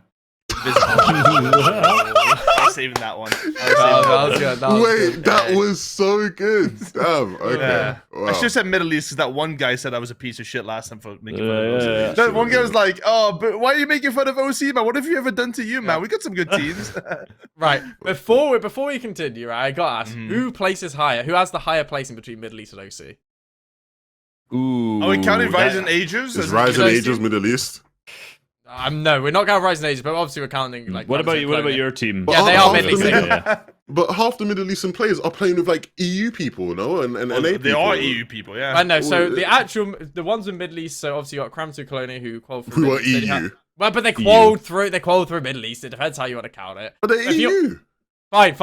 They're EU. So Adapter, FKS, Woxy, Command and Chris. Cal Gamer, and Woxy and Crisp. So you have 5. No, there's 2. Because Woxy's playing with Chris, he's playing with an NA fella. Yeah, but he's. We don't call Clicks and Venom an EU team, and we don't call them I an do. NA team. We call I them do. a hybrid team. 2/3 of that duo is EU. Like realistically. True. Blood X is EU. And Oh, so Venom Clicks is half EU. is Italian as well. Yeah, there we go, realistically, yeah. exactly. Oh my god. And Oh, Peter well, if Bot's that's the case, Hungarian. Peterbot's Hungarian, so he's EU as well. Well, yeah, What are we doing here? We'll claim Was it. that- We'll take him. We'll Was take this him. an alley-oop for us to say that Harry's team is placing the best out of both regions? Is that Yeah, like, so yeah. which team do you guys think? Yeah, is the which best, team? Honestly. Mate, there is unironically just 2 Middle Eastern teams at this global. Fine. The 2 actual Middle Eastern teams or the OC teams who place higher. Isn't every OC team con too? So it's right? every Middle East team. So Yeah. Yeah. Holy Mate. shit, they're both fucked. yeah. Mate. They might this might unironically be like just 46, 47, 48, 49, 50. Like unironically, this might just be what they're doing all the time. No, Harry's team's at the bottom, and then you got the other part in there. Yeah. Alright. No. So it's just Alex and Worthy. Can they win enough off spawn to do anything? I think it's gonna be Resigns and Damo that probably do best. No, like what the hell is a them. Kachoro and a Kaki? Like realistically, they should be able to beat that team of spawn. And then, I mean, that team said they were gonna WQ just- Peterbot and Forecast Tower as well. They were in my chat like, yeah, Peterbot who? Can't wait Confident. to see that. Kazi an aspect to put Yeah, I people said, point out I said every like, game. I can't wait to put this into an edit on Twitter afterwards when you guys like place bottom 40 or something. Like, okay, we'll see. Realistically, I think out of all of those teams, I just think Alex and Worthy will probably just place the best. Even if they win a third of the games off spawn against Malibu and Mustache, like I still feel like they'll do better than the other I'll be teams honest, there. I Because love Alex and Worthy, but I don't see that, you know. no, neither do I. But I don't see we're that. talking about like Yeah. 45th or 40th here, though. Is it crazy that it's probably Kazi an aspect? At Wrath. They get 2 games with Wrath coin and just like God loot with the surge off spawn.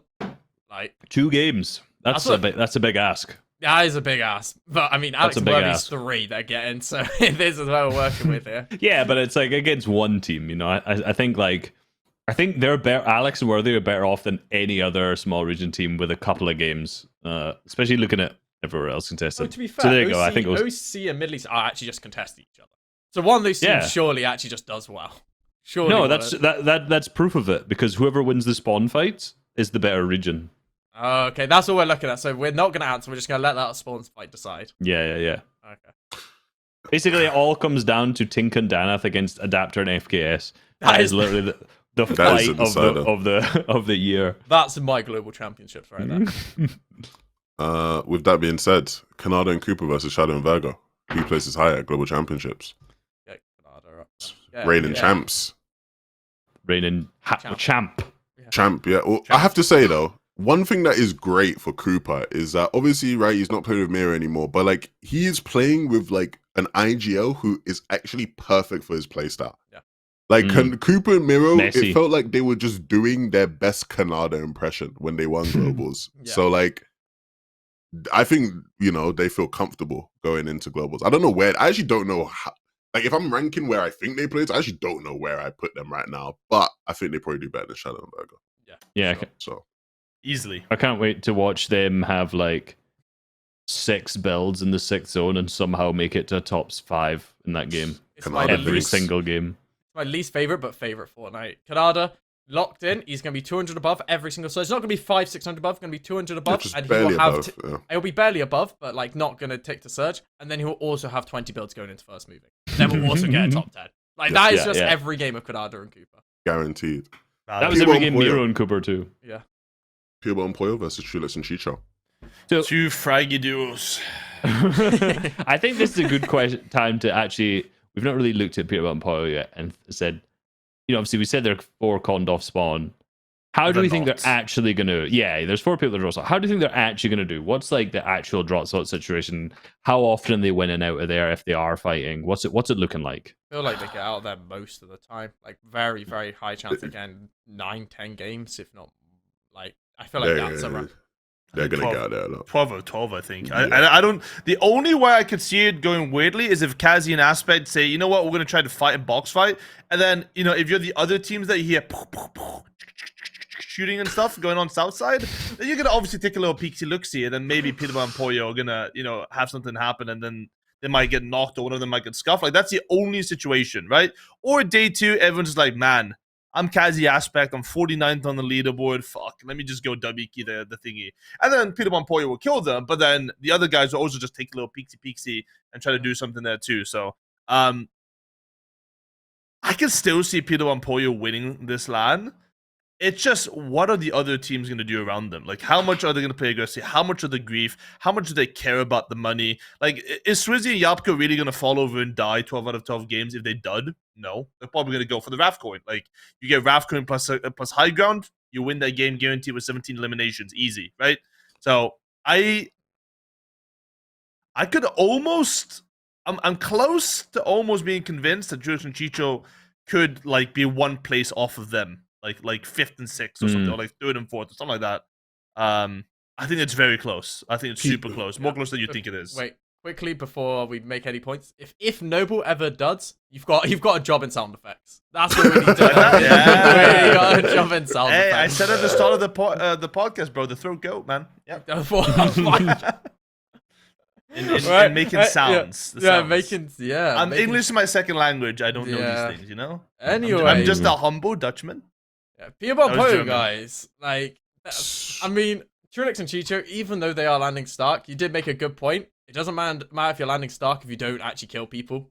Like, realistically, getting these gold guns for a team who's not going to fight or not going to do anything, like, they're just going to play their surge. It's going to get them that extra little bit of damage, and it's going to make it a little bit easier for them to play. But Peter Poyo, if we're saying they're making it 9, 10 out of 12 games off spawn, that means they go forecast. If they get unlucky with spawns, like 8 of the times. Realistically, forecast plus that coin and 8 games, I would still think they place higher than Trudex and Chicho 12 games on. Yeah. Yeah, I'm putting especially Trudex day Chicho 2. like 10th or something like that. I feel like that's fair. And Peter and Poyo, like, if they get off spawn a good few times, that they're clear on that leaderboard. Probably, yeah. Peter and Poyo, maybe this is just because their off-spawn situation is messier than it has been the rest of the chapter. We have highlighted every single season how OP their coin has been because they've had the best coin in every season. This season, the reveal coin is better than all the other coins they've had. And I don't see enough people like bigging it up. I genuinely believe this is the best coin they've had all year long. The reveal coin not the is... Grim coin, surely. Grim coin I feel is genuinely think reveal better. coin is. I genuinely think reveal coin is better, especially in the context of this season and them as players. I think the reveal coin is better for them. I think the reveal coin is so unbelievably busted. Like, that shit is so good. That shit's so good that I reckon if there are 3 occasions where it switches hands in the 12 games, the 3 teams that get it win that game. That's how broken I think it is. It depends on how. I mean, Grim coin was just so good because you had movement versus no movement meta. That was what I was gonna This say, coin is just like, if you make it to end game and you make it on top of hype, 17 kill win, guaranteed. If you look at any of the opens games in like a duo cash cup, every single team is 17 kill win, 21 kill win, 23 kill win, just because of the heal off meta, right? No movement meta. So I wouldn't say it's the most. I mean, it's just in the hands of Peterball and Pollo. Yes, I think so. In general, no, I don't think it's the most broken. Yeah, maybe No. not in general. I still think in general think there's a in conversation general. to be had there because Yeah. Yeah. I like when you watch a team use it, right? And it's literally like it's literally war hacks. No, I'm not actually hearing this. No, I'm not hearing this. Yeah. The Thank fact you. that in any situation, if they are for whatever reason scuffed because they've had to leave the POI early, they can't farm, they've lost time in whatever, scan.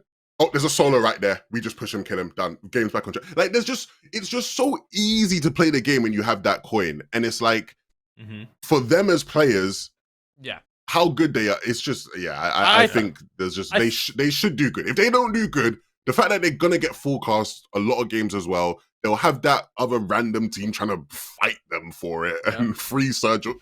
If these guys don't top 5, I would be baffled, like so baffled if they don't top 5 at least. Agreed. I mean, like as you said, like it's the reveal coin, whatever. It is wall hacks. The only thing I was saying about the Grim coins is in the context of mobility versus no mobility. So you're saying about being scuffed. It was impossible to be scuffed with the Grim coin. Right. That's true. That's true. That's the difference there, right? Yeah, exactly. But in the hands of Pierre Bonpoyo, who also play for height, right? This is like the same sort of conversation. Malibu and Burstash, even though yes, they're crazy, they're fraggers. Like they're not really a height team where you'd get the most out of the reveal coin. Pierre Bonpoyo will be going for height every single game with full. Yeah. I think which means they will get all the kills. Even if they don't make it far, if they don't make endgame a lot, if they struggle, whatever, have a bad day at the office, the games they get to endgame are going to be pop-off games. And if they're in day 2, I mean, it's going to be crazy. People, everyone here keeps talking about height with this coin, and hype with the coin's insane. It doesn't even matter about height. But being, to be honest with you, being in a lower layer is equally as bad because if you're remotely front side, you know all the scuffed players, and that's like free elim points, free elims. Oh, that guy's going to run this direction. Awesome. I can see this guy's going to edit out in front of me. Awesome. I'm just holding my pump out, waiting for him to go. Something along those lines. You can set up boxes, you set up pieces. Like this, I will have no slander. This is literally the best fucking like coin in the game ever. It's honestly been bothering me how, and I get everyone is going to say Grim Coin and think, and understandably, Grim Coin was so good, but like, the fact that I've not even seen conversations about it has been bothering me because I think it is the best coin. We've seen a Blood X tweet, I think. We will keep going back to always that, going to man. be a Blood X. Yeah. I mean, we only Also got done enough jetpacks tournaments, removed, so.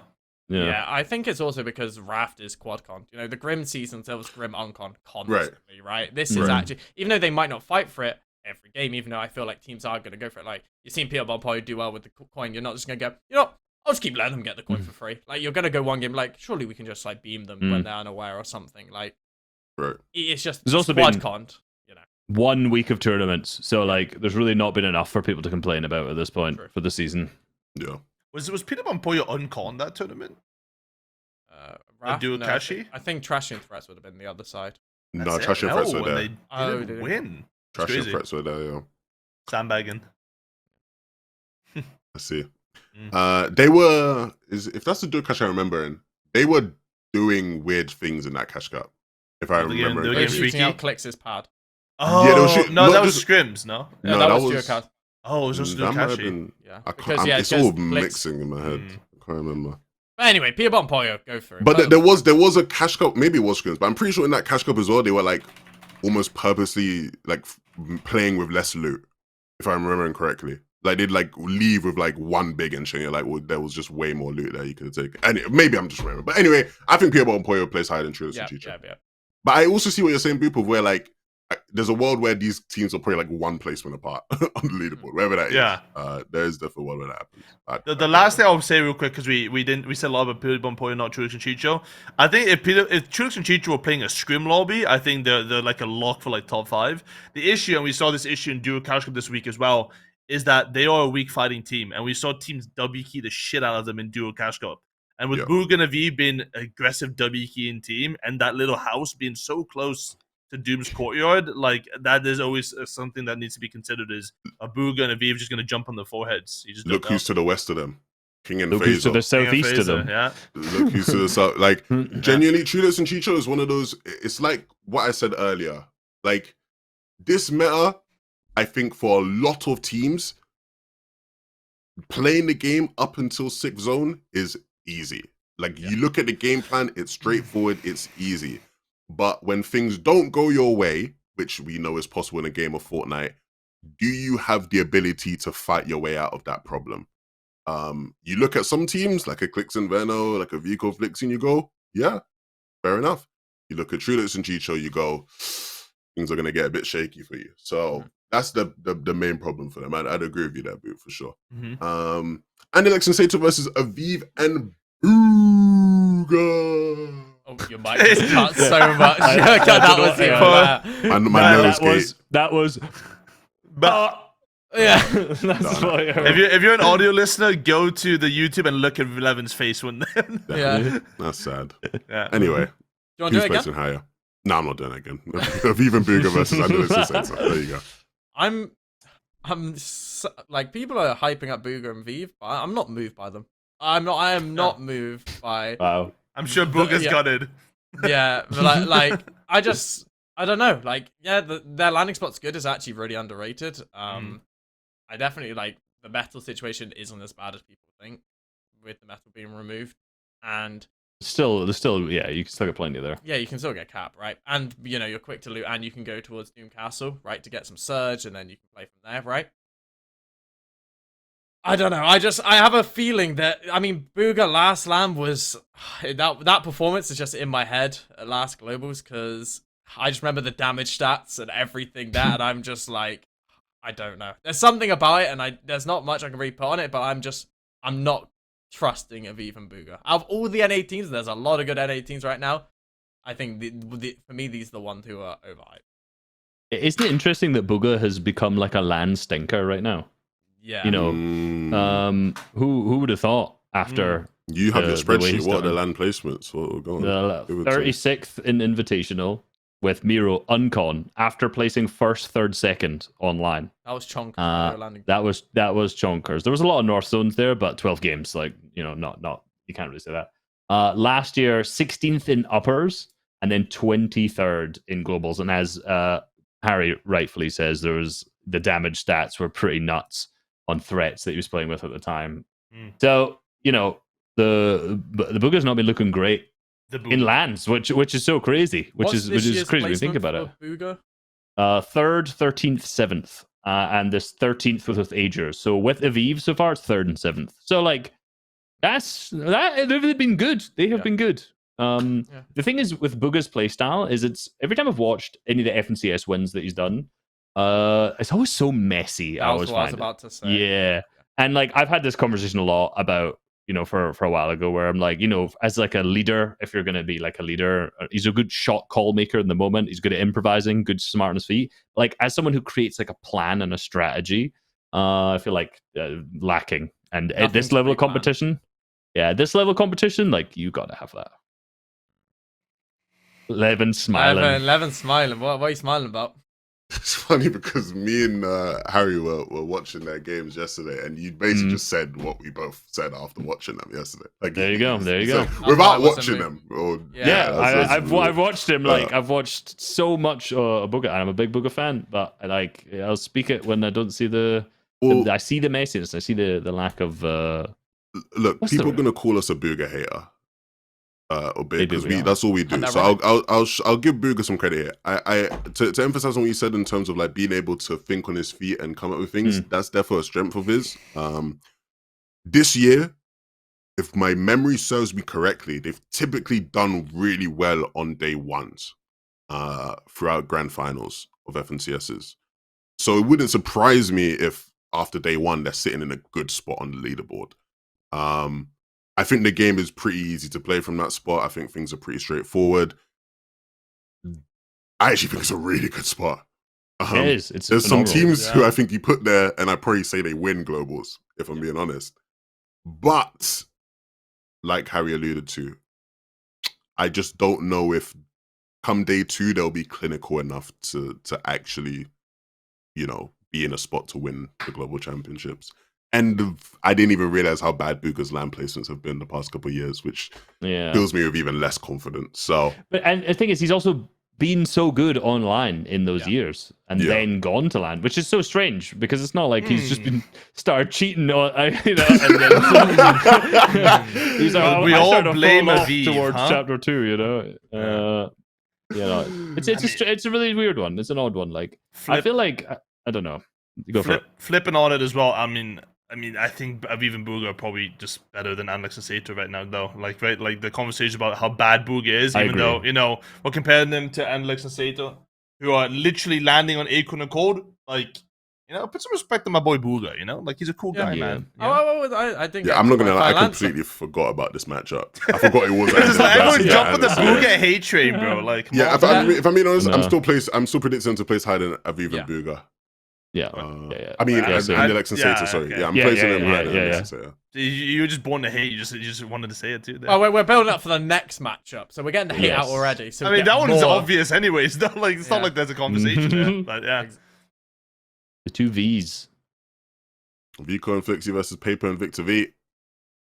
That's Vico a Vico Flixie, Flixie, baby. man. Yeah, Vico Flixie. So the one thing I want to say about Vico and Flixie is I feel like they're gonna have less room to do a lot of the things they did in the early game in Grand Finals, right? Because you know in Grand Finals they're able to get forecast, also go down to where Adapter and FKS and Tinker and Dance are landing, get Surge. Well, no, they wouldn't even get forecast. They'd go there early, get Surge, come back to the forecast, no one would be on it, then come back into Reckless, no one would be in Reckless. Like they had so much space to play with, which obviously they're not gonna have as much space. Also on the north side, Shadow and Virgo are taking what was two different splits for them, right? You had the rescue station split to the right, and you had the graveyard, which was part of like the train station. So that was two different splits. Right. Now it's one.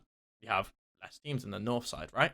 They So- only went north in one game for Surge out of 12, so I'm Yeah. not so worried about that. I think the problem with what you were saying, though, is like less teams from the north may rotate into them. Yeah. However, at the same time, Zagu, Shalom, and Cheeps Niomzo, if they end up splitting, where are they going to go for extra loot? They may come into that drop spot. Yeah. But then it depends on, is Vico and Flix's game plan to still stay in there now that there's less mobility and less people will try to rotate through there as early? Hard to say. Yeah. I still think they're going to do better than, as you said, as Paper and Victor V, but I do think there are some alarm bells. You know, I don't think it's as straightforward as, say, for example, like some of the other top teams we have from EU. I think there are some alarm bells and some problems they might run into. But they got all the problems we talked about Reckless before. They solved them before, so they probably can solve them again. That's I think the easy way. They will figure out the problems. Like they prove that they can have a game plan that's extremely solid this last season. So Ritual and Reed versus Back and Pars. This is puffy. this is close. I mean, did anyone expect Bak and Boss to be as good as they were last Grand Finals? Like they just kind of came out of nowhere, won a few games on high ground. Like they were there and available, right? I mean, they've done well the whole year. No, I swear they got like Yeah, 10th they've been in decent. season 1, like conned, and then they got I can't remember what they got next season. It was 10th, 9th, 12th. like, so they've had like a pretty. Very This was actually consistent. their worst FNTS out of the Oh, three, yeah. right? Oh, yeah. And Felt better. Yeah, in 'cause their they won ninth- 2 games. That's why. Yeah. Yeah, I was gonna say in their 9th, they just kept getting WK'd by Peter Bonpoyo as well. That whole season was them just like trying to dodge. So still did really good. Yeah, so they are a good team, right? But I know it's not the same. But Ritual, from what it sounded like, so Rico and my chat, and he talked about the whole of last season. Ritual was just fully focusing on the ESL, right? And obviously, that ended up paying off, and he got that experience on LAN and did really well on LAN. And I think that last season's performance, I think you have to put a little bit of an asterisk over it, because if Ritual is not even practicing and fully focusing on ESL, you're going to have a worse Grand's performance, right? And then splitting Doomstat with a team who aren't going to fight you that often. If they are going to fight you with, we're assuming probably Ritual and Reap. I would assume Ritual and Reap will probably get the coin the mythic shotgun more often than not. And that shotgun in Reap's hands, I mean, you are Stinky. There is something that's going to cook. So even though I do like background bars, I do think they are good, and I think they're insanely underrated. But I think Ritual and Reap for me. Yeah, I agree. Firstly, I also just think that I've seen a couple games from Rich and Reet this season, and some of the stuff they're doing, I've not on like low ground tarping wise, I've not seen anyone else be as concise as them, which is rare for me to actually care about a team who does well tarping. They are looking very well practiced from the few games I watched of them. Well, I watched Sven VOD review a few of them and analyze and break down. They have a lot of strats cooking I know of, so I feel like they'll be well prepped. For sure. So I'm putting for Ritual and Reed. I think so. Richard Yeah. Reed too. Yeah. Mhm. All right, let's go. Oh, we're through. We're now into the semi-final. Oh no, not semi-finals. We're Round into the of round quarterfinals. three. 16. Yeah, round of 16. Wait. Yeah. Round of 16. Yeah. So this is our top 16 at the moment. Not bad. I mean, See that round yeah. 25? Yeah. Well, no. like- It's I like it this. goes. It went like there was some matchups into 32, into 16, 8, 4, 2. That's how the bracket went. So Alright. We're I in, think I mean, These- I these like might- the 16 yeah. teams we have here. yeah. Yeah, it's- close-ish. I like this. All right, I feel Malibu like- and Mustache versus Dukes and Sphinx. I gotta give it. Well, I was gonna say I Yeah. gotta give it to my Malibu and Mustache, but then I'm like, oh, they're conned. But then I'm like, that doesn't even matter for It Malibu doesn't and matter for Mustache, them. man. It's like this is the only team in the world where I'm like, who cares if they're gonna spawn? I think that's free surge. Let's go Malibu and Mustache for me. I agree. And it's not because even though Dukes and Sphinx and I like Brawlers is easier to play. Mhm. We watched them yesterday 11. Again another NA team that I don't think their mid game on like far pools. I feel like they're gonna struggle a bunch with the way they're playing right now. And I think Malibu and Mustache, as you said, even though if I'm Malibu and Mustache and I'm contesting, I'd hate to be contesting mid map. I think that's the worst possible thing you could be Mhm. doing with all the teams nearby and having to reboot and things like that. But it's Malibu and Mustache contested. It's the only team, as you said, that if they're contested, I don't actually care if they're contested. It's still just Malibu. And Mustache. Yeah.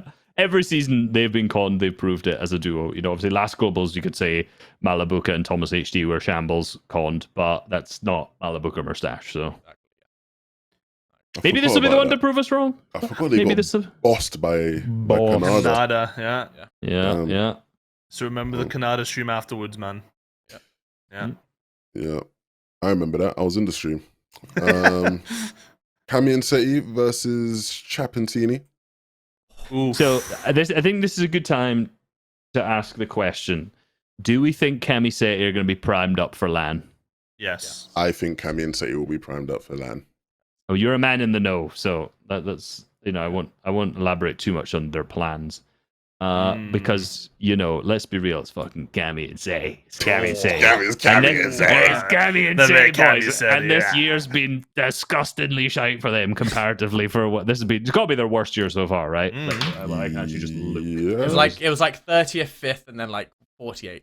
30th. 33rd, 3rd, 48th. Yeah, Oh something my, like that. yeah. Wow. This is their worst year by a long shot. Wow. By a long shot. Yeah. So I hope they manage to finish off very strong, But quite frankly. there's one But- stat you need to get is what's Cami and Seti's last two LAN placements?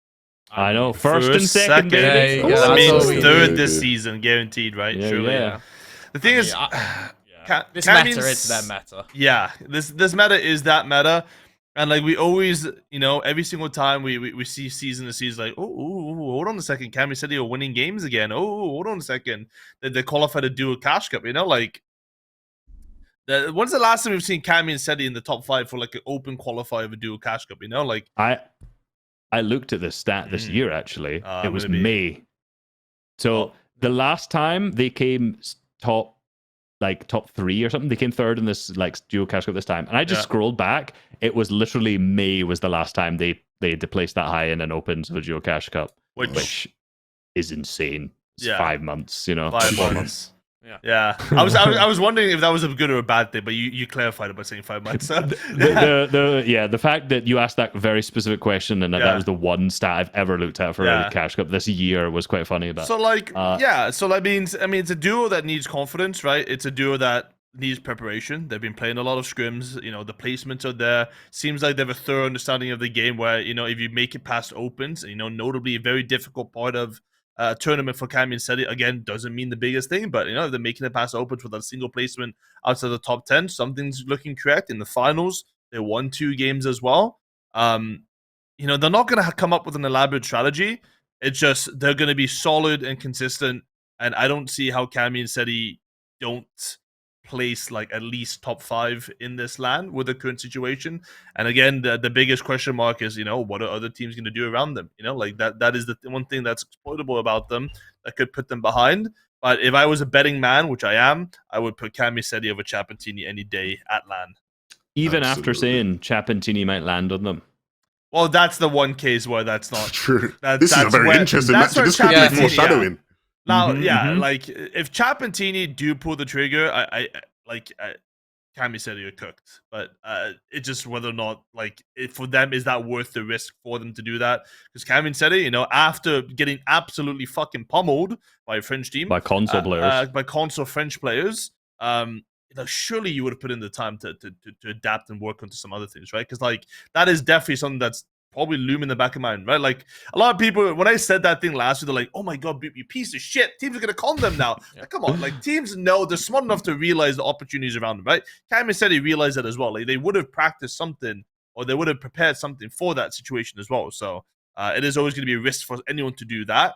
I hope it doesn't happen, but it is also a risk. So, but uncontested, the way it is, Chapantini at the god awful left side underworld draw spot. I don't see how they're doing well, especially with Chap's first LAN ever, Mm-hmm. Agreed. I don't have much to say. I think they have harder matchups coming. I think this is an easy matchup. Chap and Mhm. I think win. I mean, Which is I funny keep 'cause saying they the both- wrong thing. Yeah. They Cammy got is saying second, to be fair, Chapantini. True, they did It's get crazy second. how it's an easy matchup if you think about it. Yeah, but the LAN circumstances makes are just people. different. Yeah, the circumstances are different, man. Queasy and Thomas versus Reason and Vidal. This is a banger of a matchup. This is oh my god, I don't even know where I'm going with this in my head. Levin, give it to us. You've been hosting too much. You've been giving us the microphone. You have mean- to bet your house on it. I don't have a house, so I don't to mind. bet betting your- Just my what's your house. gut saying? He- What's your gut saying? What is the first name? My gut is saying Queasy and Thomas. My gut is saying Queasy and Thomas. I seem to Interesting. recall us sitting on this podcast and spending half an hour talking about how Voltiax and Cool were going to cook up some crazy underdog performance from this spot. What a waste of time that was, eh? And I mean, that was a few specific And- people who were all cooking that hype train, but yeah. Yeah, I don't know. If we're gonna start getting people's bad takes, I'll roll the I ball out. was not talking about you. Don't be so Yeah. insecure. And I look at Queasy and Thomas and I go, this is a team that I think is really good and will have a good understanding of how to play this spot. There's definitely a bit of personal bias for me here in the sense of I've played from that spot and I think it's really good. That Moneymaker, I still can't believe we call it Moneymaker base. Why do we call it that? What's the name of it officially in game? Research It's called base. Moneymaker base. Research Rock. Research Rock. Yeah. I'm not calling it Moneymaker base anymore. Research Rock, I think, is a really good spot. I actually just don't know what's happening with the Cheeps and Yomzo, Zago, and Sharam thing. Like, I'm assuming Reason Video will be fine off spawn. That's not a problem. But I just like Queasy and Thomas more as a team. And I get burnt every time I predict Reason and Vidal. Yep. The one problem Reason Vidal might have is that they're really good, especially in these online FNtasia this year. They're really good at, on day 2, when points mean more, getting a lot out of their scuffed games. Vidal, as we know, is like the 50-50 master. He's going to fight anyone. The problem is we're on a LAN where everyone's on the same ping. So is their kill power as much when they are not German anymore? I mean, for ping purposes. For Janice and Vidal last year, no, because they were 33rd or something like that. Right. Obviously, it's a different duo with different firepower and stuff, but that was coming off of a win, or was it the chapter before? I can't remember. That might have been the chapter before. That was chapter before. Last yeah, year would have basically. been. Either way, 36. yeah. Either way, I think Reason Vidal's like overall kill power online is probably less. So for that reason, I'm going Queasy and Thomas. I think that's valid. I agree with what you say. Yeah, I think genuinely we talk about it sometimes, but the ping difference is actually going to be huge. Not being able to just go onto every wall and not guarantee, but have a high chance you're just going to get the wall and be able to fight that way. It's completely different when everyone has the same thing. Everyone's able to fight, not in the same way, but able to counteract how Reason and Vidal It's just fight, style of fighting, yeah. Yeah, like exactly. their actual style, like because some people have like really good ping, and the way they fight would translate well even if they didn't have better ping. Like I think Vico and Flixie still diff people on the same ping for the most part, right? Yeah. Whereas like Reason Vidal, like the way they fight is much more reliant on their ping, much more reliant on 50-50s as a whole, which is just like again riskier. So it's like there's more variance in results there. So yeah, I'd go Queasy and Thomas. Yeah, Queasy and Thomas. Queasy and Any Thomas. differences? I mean, I can.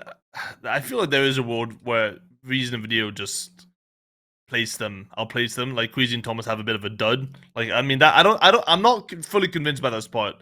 I don't think it's as easy as you're just gonna pad. You're just gonna go launch pad from that spot. Like this is 94 to like 97 surge lobbies. Like that spot is gonna have issues. Reason Video are at the unbelievable advantage in terms of Joss spot advantage, surge advantage, and everything else. It just how much is Queasy cooking up playing scrims with Phils the whole time? He's currently playing a scrim session with a man called Maximum Effort, which I don't know who the hell is that's that. Muck the Beast. Oh, you see, God. okay, yeah. Dang. And like Big fragger difference and between the Thomas placement HD so and as far McDevitt. as 16, 32nd, and 22nd in scrims. So that's mid-game deaths or surge deaths or something. So like I don't know. I'm honestly I'm actually putting Reason Video here. I don't see the Queasy Thomas hype here. I don't know. I don't fully see it, but like I know their ceiling is higher than Reason Videos. Like I could see them just coming out with something, but I feel like Reason Video's spot is just so much better. And like there's no way Reason Video ever died a surge from that spot. I don't know. So hot take from Reason. Well, it's not really hot take, but hot news in from Reason himself. He just tweeted his own predictions, a whole tier list of where he thinks. Basically 2 minutes ago, he puts himself in top 5, so 5th, and Queasy and Thomas in 11th. So he himself is putting himself higher than Queasy and Thomas. He has just done this. This is class. Yeah, he knows. Look, the thing about Reason Video that's really hard is that the whole year I've predicted against them, and the whole year they've proved me wrong. Or they proved me wrong. I'm forgetting English. yeah. They've done well all year. They've had a fantastic year, like an insanely good year for many different reasons, in and out of Fortnite. And so it would not surprise me if they come through and do really well here. I think my concern with them would not be Surge. Obviously, I think Surge will be fine because they have a lot of options. I think the problem, yeah, I think the problem comes from like some of the fights they might have to take, and then like actual like zone priority, like the way they rotate out of that spot. I don't think will be very simple for them. I think they'll find themselves in a lot of situations where they are just a bit scuffed. Even if they're good on like actual damage, I think they're going to find themselves in a lot of situations where they're coming out of that POI. They're not going to have metal at all. I don't know where they're going to farm their metal when they're rotating out. Again, who knows how that goes? This is a really close one, but I'd give this to Queasy and Thomas. I'm giving it to Reason Video. We're gonna have to flip a coin then. Wait, yeah. I've because 2 Reason Videos, two Reason Videos. Yeah. We've got a coin flip. I do have a coin flip. Let's go. Let's see it. We are gonna get it up on. Are we gonna get up on the screen? Oh, should I? I can, right? Yeah, you can get up on the screen. Okay, well, let me just don't leak something to. Don't show your history. Don't show your history. Okay. All right. Who wants to choose heads or tails for which? It's always going to be tails, by the way, for the Google flip coin. So. I'd like Queasy and Thomas on tails, please. Reason Video and tails. Reason Video tails, Queasy and Thomas heads. Yeah. Tails never fails. There you go. It does this time though. Bro, Boop let us down. No, because the first flip was obviously already done when he typed in coin flip, and it was tails. You saw that? No, yeah, it did do the flip automatically. Yeah, that was second flip, right. you know? That was second flip. I need the commission on this. Queasy and Thomas through. Queasy and Thomas. That was our first heads or tails of this. I didn't think we'd have to come to that. Clicks and Veno versus King and Phaser. Clicks and Veno. Sorry, Brazil. Yeah. This is looking like sorry, guys. Germany, Brazil, right here, 7-1. Let's move Clicks and Veno through. Me personally, I would not. I'm not much of a 7-1 Brazil thing. You know, like I would like my kneecaps intact. So. I am moving on now. Acorn and Cold versus Wox and Ping. Who knows with this one? Oh, that. I mean, I'm still aboard the Ping and Wox hype train. I'll keep it Ping and Wox, even though I do obviously as if they're individual teams and not obviously Acorn and Cold, but contested by Anlex and Sato, there are going to be games that are going to be scuffed. As much as I do think they will be able to get out of a lot of those situations, there are just going to be games where they do. For me, Ping and Wox with the quality of players around them, but the options they have for fighting, for the landing spot as well, getting dashes every single time, so you won't really get bad 50-50 zones. Well, you can get bad, but you won't really have the worst rotates if you save your dashes, right? I just think that theoretically, being contested at a spot like Real Beachhead versus uncontested at Underworld, I would put Ping and Wox. However, if we're talking about obviously teams who it doesn't matter too much that they're contested, Akon and Cord are the other team. You know, when we talk about Malibu and Mustache, Akon and Cord are probably the only other team you can say. Being contested doesn't make the biggest difference. But I don't know. So- I think Ping and Wox are just insanely good. As much as I'm on the Ping and Wox hype train, neither of these players have ever top 5'd. I know this year's been good for them with like a 10th and 7th, I think, which is great. But we're talking about Acorn and Cold here at the same time, where sure they're conned off spawn, but this is globals. This is a much bigger, the stakes are higher. They're a much more established team. They have way more experience. They have way more proof that they can do well. Their consistency is almost unmatched. It is matched, but almost. You just got to pick an Acorn and Cold here, even conned in my mind. Have Ping and Wox ever made LAN? I'm trying to remember. Wox Wox has has, made right? I think Wox did. With Robin, I think maybe. Roban, 23rd. Okay, Yeah. so Ping's never made LAN as far as I remember. So No. Last year he played with Kai, right? So yeah, that might just also be just an experience. I mean, Akon Yeah. and Cord were conned by Vico and Pink last globals, right? And they got 7th. I mean, not really conned, but like pseudo conned. Mhm. I mean, they were running with scraps and still Yeah, came and they seventh. still made it work, right? Like Akon and Cord, they're the real deal. Pings and Wox have been good, but they're untested on the big stage so far. Duo Cash Cup is one thing. FNCS, they did decent, but not slightly underperformed expectations, I think, in Day FNCS two, as well. bad day two, yeah. Yeah, bad day too, That can easily happen at the LAN as well. So I think it could have called, even while being combat Alex and Sato, I think I'll place them. I'm not I don't think it'll be far away. I still not gonna change my opinion on it, but yeah, Akon and Cold are insane and probably one of the other few teams that if they contest it doesn't matter too much. Batman Booger Rapid versus Canada and Cooper.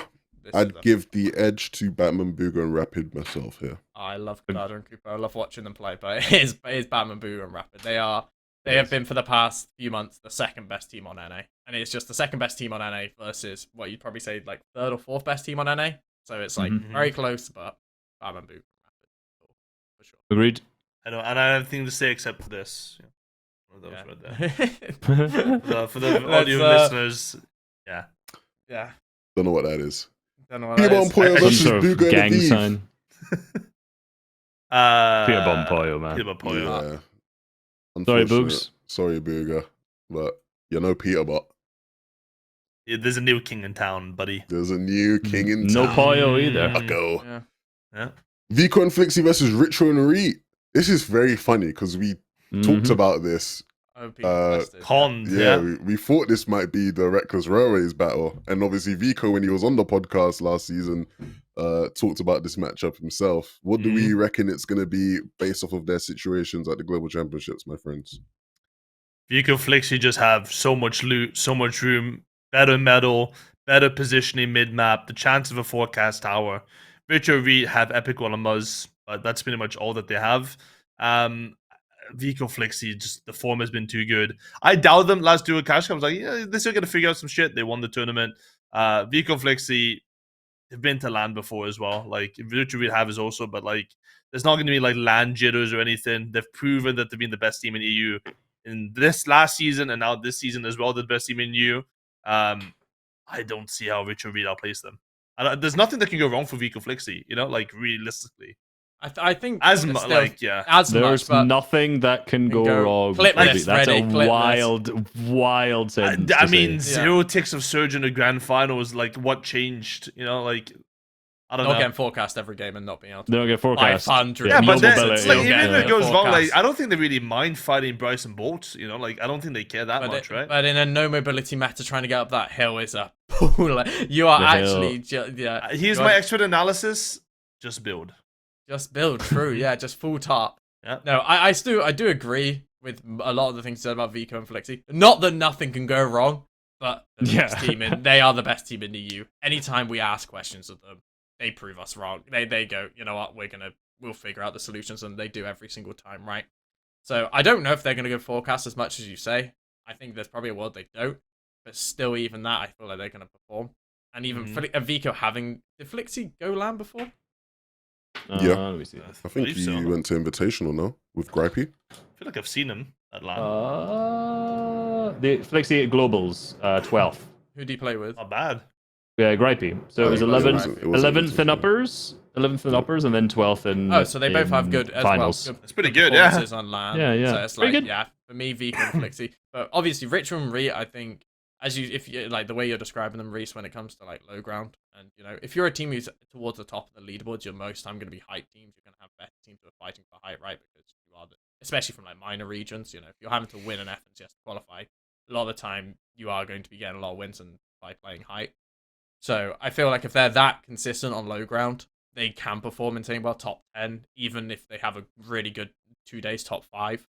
But Vico and Flixie, they are the best team on EU right now. And as much as EU has been dudding quite a lot recently, the best team on EU does have to go for it. I wanted to say something about Vico and Flixie, but I'll save it for the next matchup for them. Yeah, I got a couple things to you. Yeah. All right. Now we are into the Round of the eight. quarterfinals. Top 8. Quarterfinals. Top Good 8. top 8. Good top Nice top 8. Nice top 8. Malibu Message versus Cami and Seti. I'd put Cami and Seti through. Cammy said Yeah. Seti. I'd put Cami and Seti through. Sorry, Malibu Mustache.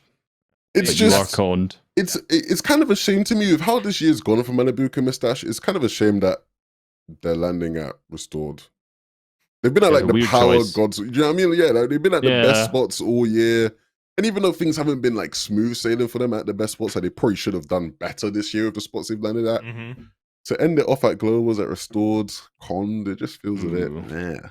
I mean, it was the whole jetpack thing, right? They started contesting restored reels because of the jetpacks. They get removed. Yeah. I was so surprised that they didn't maybe look to do something else. Maybe they are still looking to contest something else because you got to remember they were going to go classy before. They were going to contest Booger and Aviv. So who knows, something like that might happen. But as you said, yeah, restored reels now without the jetpacks, that isn't the spot. That is not the spot you'd expect Malibu and Mustache at. And I think one of the problems they've had this year is Piabor and Pollo have landed the same spots they've had, and Piabor and Pollo have made those spots look unbeatable, and Malibu and Mustache have not had those same performances. Yeah. They make Mhm. Grim Coin look very average. They made the Red Line Rig Coin look very average, and Piabor and Pollo make those coins look literally like if you haven't got the coin, you might as well just stay in the lobby. Yeah. How many hours do you think Malibu and Mustache have VOD reviewed this season? I don't think, not many. They probably just played every hour they're awake as normal. Yeah, like every region, Skin Cup and Dual Well, Cash that- Cup, bro, whatever, like- right? Yeah. These boys are the most passionate ever, I swear to God. Like, Well, that friend Malibu group. is. Mustache, I think, less. Yeah. Mustache, definitely. yeah. I did have to tell Mustache at EWC. Malibuka said to me, "Can you tell Mustache to play the game more this season?" And I was like, "Oh, I didn't realize that was a thing."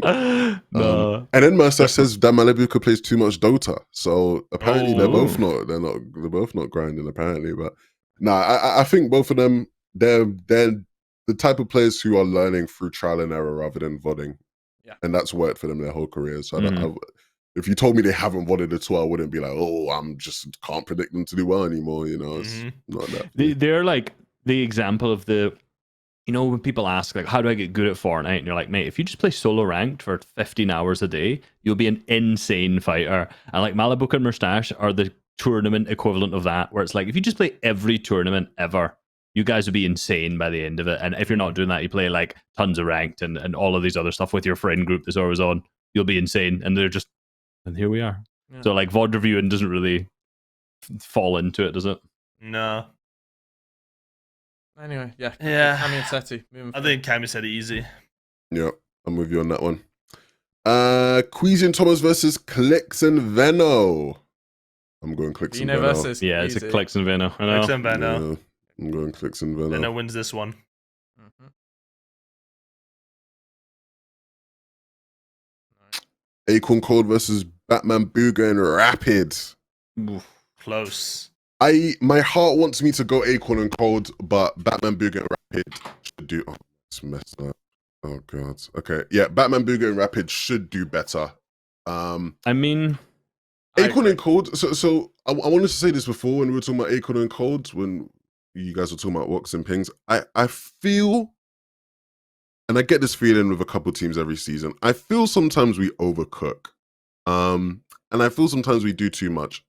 And sometimes I think it's very easy to look at what's happened in the past, look at who these people are, and it's quite easy to project what's going to happen. And in the case of Acorn and Cold, I know they're conned at Brutal, and Brutal, they're conned by a team that actually is not bad when they want to play the game, or who knows how much they've been playing the game.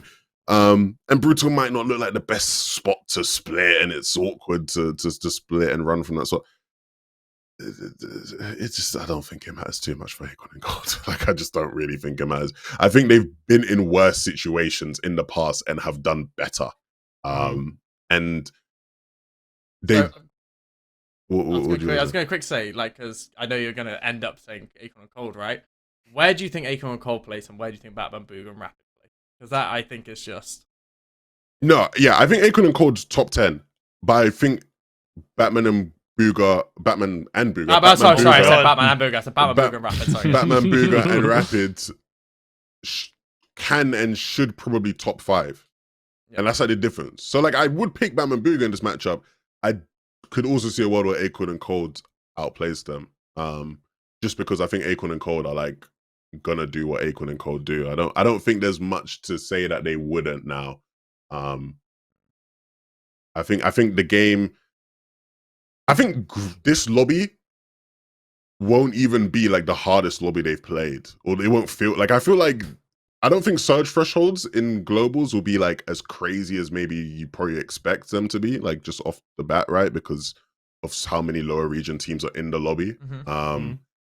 And so in a world where like you could argue surge is probably easier to get for them in this than it was for them in the last grand finals,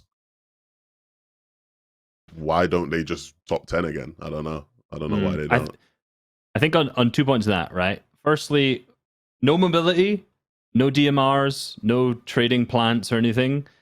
Teams who are contested actually do have a good advantage in terms of the surge they're going to get off spawn, and especially for guys like Acorn and Corn. Fighting teams have an advantage, and teams who have great fighters, because again, there's not as much mobility, not as many like opportunities to third party. Thresholds are generally going to be lower because people will be fighting more for it rather than going for as many tags. So Cold, having him on your team, always going to be good for that. Batman, Booga, and Rapid, do they have that same firepower? Or are they more set in a tower-based kind of team? Also, let's be real, Batman, Booga, and Rapid have had a great year, in particular a great season last season, but will they dud at LAN? It's another question we don't really have an answer to at this point. If I'm looking at all of the things in front of me, it's an Acorn and Cold, baby. How did Batman... Because Batman, Booga, and Rapid, weren't they at the last... They did good at globals. Top 10? Did they? Yeah, they did good at globals. They landed Mega City. Or at least they did 14th. in like upper bracket. 14th. What did they do in upper bracket? 31st in uppers, Okay. 4th in lower, so they did really good in lower bracket, and then 14th. So yeah, so okay, maybe I'm wrong. Maybe I'm wrong to that. They have got a good performance when it comes to LAN. So look, I just to me like going off last season, and I know obviously completely different meta, completely different everything, right? But Batman, Booga, and Rapid are just they are looking very good. A lot of teams, and you ask a lot of people, they are predicted extremely highly by most people and players, right? They are one of the best teams on NA right now. I did say top 2. I did forget one of the NA teams. I would say top 3 especially. And for me, it's like Acorn and Cold, right? Cold probably one of, if not like the best player at NA. One of like such an insane fighter. But as much as you contested, you gain advantage, that sort of stuff. Uncontested, Grimgate, with a team of Batman, Booga, and Rapid's caliber, with the experience on LAN, decent placement on LAN. That was before they even like come up to where they finished.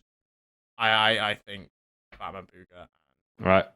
Boop, what's your vote? My vote is Batman, Booga, Rapid. I don't like how we're just pushing off Anlex and Sato. Like, they're just gonna, like Anlex and Sato are gonna fight back. Like, there's gonna be games Anlex and Sato are gonna win a spawn. Like, they're not bad fighters by any regard, you know, at all. Even they are not 0 ping on LAN, but like, you know, they're still gonna be capable, and they're still gonna have the opportunity to grief Acorn Cold in various ways. Or Acorn Cold gonna beat Batman, Booga, and Rapid in 8 games of like good games, or like 7 games of good games. I don't know. I think Batman Booger Rapid are making more end games, and I think that matters more in this sort of format. So I'm gonna go Batman Booger Rapid. Yeah, that's why I give Batman Booger and Rapid the edge in Just this matchup. uncontested. That's it. Yeah. I think Acorn and Cold in like a land setting are a better team, and I think you look at a lot of factors and it favors Acorn and Cold. But the fact that you can't guarantee Acorn and Cold get to play 12 games probably hurts them here. Or even 8. You can't guarantee that. There's a world that Andalex and Sato just come out, and we haven't seen a lot of what they can do at Brutal Beachhead, right? We've seen nothing. So it's like we have no idea. All right, Batman Booger and Rapid through. Peter Bon Pollo versus Vico and Flixie. Now, I'm gonna put Peter Bon Pollo through. I have a question. When you guys were talking about them before, you mentioned the difficulty in getting forecast for Vico and Flixie. And I want to know from you guys why you give Vico and Flixie much more of a hard time in that discussion for forecast versus Pure Bottom Pollo versus Clicks. I know, it's just Harry that says that. Oh, it's just me, I guess. But Launchpad. Being able to Launchpad there, being able to loot a lot less and get there quicker. Like, I think Pure Bottom Pollo, like, have to loot a lot less and can travel a lot quicker than Vico and Flixie can. That is in that forecast that Pure Bottom Pollo are going for is technically a no one's landing spot. Like, it's not like Vino Clicks land on it and just box on it and sit there. Bryce and Bolts basically can. They could loot like 5 chests and then just sit on it for the entire time, right? And for me, it's like that makes it so much harder to just push up than, oh, we've landed, we've got the coin, we've got the bot, we've got a bunch of blue and green chests. I can't remember if there are green, the Doctor Doom's chests, but yeah, a bunch of chests, quick loot, and then you can go get some quick mats, go fizz pad, and you're already on the hill within 2 to 3 minutes. So to me, that's the difference. It's like, I feel like if things go correctly, it should be much easier. And I feel like for Vico and Flixie, it's not like they can just pad over and get there. And Bryson Bolts are literally landing on it. So I feel like it's a lot harder for them to be able to do anything towards it. Or they will probably fight it, but it's going to be much harder to do so for Vico and Flixie. I'm not convinced Bryson Bolts can just sit on the mountain as a duo there. Like, the split is massive, no? Like, they also don't have a pad at the water that they actually don't even have a pad at the water. What am I saying? Like, I don't see how they can just sit on that mountain the whole time when they have a whole split to loot and the water and they want to fish as well. Like, Vico Flixie can get out of Reckless pretty damn quick from what I've seen. I don't know. I'm not. You don't convinced. need to fish anymore from that spot though. Like you did because but you kind of want to, no? I mean, not really fish. anymore because like the time to fish with the chest right now. There's there's barely any shit in the chest, right? It's just shield bubbles and bandages are basically the only things you don't want out of the chest for heals, right? You can get unlucky with the 2% like auto turret or Captain America shield, but basically most of the time when you're looting your chest, you are going to get minis, bigs, fizz, chug splashes, something along those lines, which is useful, right? I feel like you can loot a lot less, and maybe that'll help Vico and Flixie, but I'm just thinking like land top left of their POI, run all the way through, loot what they can, unless they're literally like looting like their 2 buildings and instantly pushing. I think it's going to be harder. I'm not saying they can't get it for sure. There are going to be games where they can get it. I just think it's harder than Pure Bomb Pollo getting the forecast. I think the problem. Oh, what are you going to say? I was just going to say, I think both are probably equally as difficult because, like, it very just depends on who and other teams, right, rather than those individuals, right? So, like, Pure Bomb Pollo, you know, what you just said about them going quickly is all great, assuming that they don't fight a single player off spawn. One of the 3 other teams there, which is and that they get the coin instantly, and the other team just let them have it. I know, and maybe that is going to be the reality, but like, the likelihood of that happening in 12 games, as an example, is extremely low, extremely low. So that's one thing. And any time they get slowed down, Clicks and Vino are already like, they'll be as fast as possible up there if that is still their game plan to ensure they fire for forecast every time. So it's like, you know, are they really going to beat them there? I would put money on Clicks and Vino beating them there if both teams are going to be the team who's going for it every time, the majority of the times here. In comparison, when you're looking at like Flixie and Vico, it's just more it's more like a mat game, I think, because Vico and Flixie will have to push up that hill. And the question will be, can they get loot quick enough? Can they get a material advantage quick enough so that when they push up that hill, they have to drain enough mats so that they still can get there in time and then still have the mat advantage to fight Bryson Bolts afterward and the loot advantage? Because, like, as you said, you know, if they're really split or if they just land there and just sit in the tower, like they're not going to have much. They might have mats, but then they won't have many shields. They won't have much to fight at all. So Vico and like, Flixie will have more shields in them if they choose to go up and yes, fight. They'll yeah, have that's more what I'm shields saying. in them. Yeah, exactly. But it's like they need to, if also on approach. So if say Bryson Bolts are up high, watching them from a distance, whilst say one of the other team is sitting harvesting, getting mats, getting loot and stuff, and it's like, okay, they're coming. You get back to me the ASAP. So we're not getting like a full W keyed. So I think both teams are equally as difficult to get forecasts completely. I think Bryson Bolts have the advantage. I think Vico, Clicks and Vino have the advantage on forecast for both of them.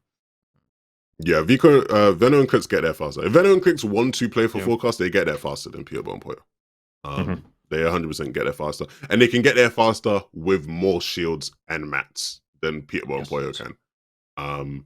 I think, I don't know if Veno and Clicks will want to play that way.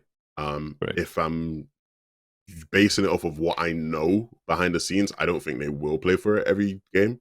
But I also don't think they can afford to. This isn't even based on anything. I literally just don't think they can afford to let Peterborough and Poyo get it for free and let them get, like, I think for the sake of Veno and Clicks, like, needing damage in their game plan, like, they're gonna have to try and stop Peterborough and Poyo, and that incentive alone, yeah, it makes it interesting. I only asked that just because, yeah, I feel like when we're talking about Vico and Flixie, we're making it seem, or at least it felt like you were making it seem like it's just like forecast isn't a possibility. Whereas when we talked about Peterborough and Poyo, it felt like it was a guarantee that they're getting forecast every game. And that, to me, I don't think that makes sense. I think it's I was just going off like when you see scrims and you see a lot of like you saw that Peterborough and Poyo were trying to get it and fighting for it and willing to basically throw everything at it to get it, right? And that doesn't mean that I think they're going to get it every game, but I was just like, to me, you do make some good points about the split and how split they might be. The loot, the mats, they'll be fine because you get really good brick there.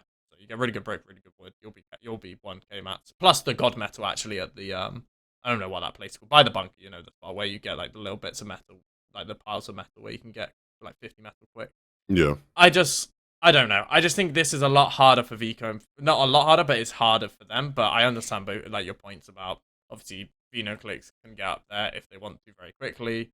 And if Vico and Flixie want to push, they can push. It's just like, I feel like it's not as, what's the word? It's not as simple as just like, oh, they're going to push, they're going to fight, and it's just going to be like, okay, Bryson Bolts are just going to disengage. It's like, I feel like for them, it's a little bit harder. But when it comes to this matchup, because we kind of went on that tangent, for me, it's still Peterborough and Poyo.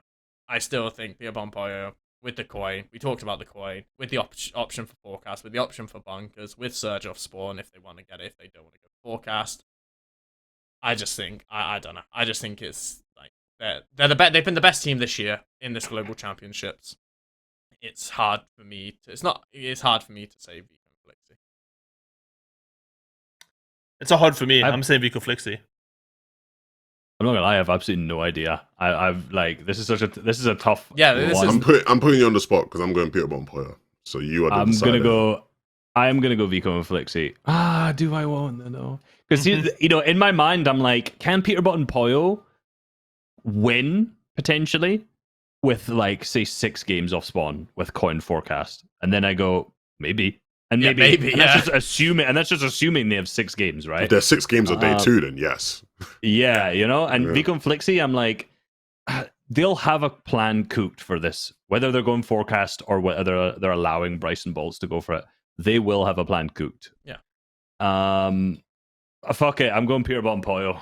Yeah. I'm a believer, man. I'm gonna believe. Yeah. The one last thing I'll say about it, why I'm going Vico Flixie, which it sounds very fucking EU biased, but like my thing is day 2 when the points matter more, where it's 1.5 times points. That's when the teams of Wrath are gonna have like a realization of like, well, why aren't we fighting for the coin? Like why we're 33rd place right now. This is the last. It's the last tournament of the year for us, basically. Why aren't we going to do something? We're just going to let Peter Boy take it every game, and then I think there's room for shenanigans when the points matter most because everyone's getting 1.5 times points. That's the situation I see where Vico Flixie outplays them. Yeah. Okay, but in that scenario, Peterborough and Poyo win those fights, get free points, free surge, and they don't get forecast, but they still get the coin. And then it's like that's good enough. Like the teams off spawn aren't like you have Swizzy and Yap. I don't know. You have Swizzy and Yapko who aren't an actual duo. You have Trashy and Threats who I even if they fight, we'd put Pure One Pollo as the better fighting. You have Kazi and Aspect. I mean, yeah. OCE. Yeah, So, OCE, yeah.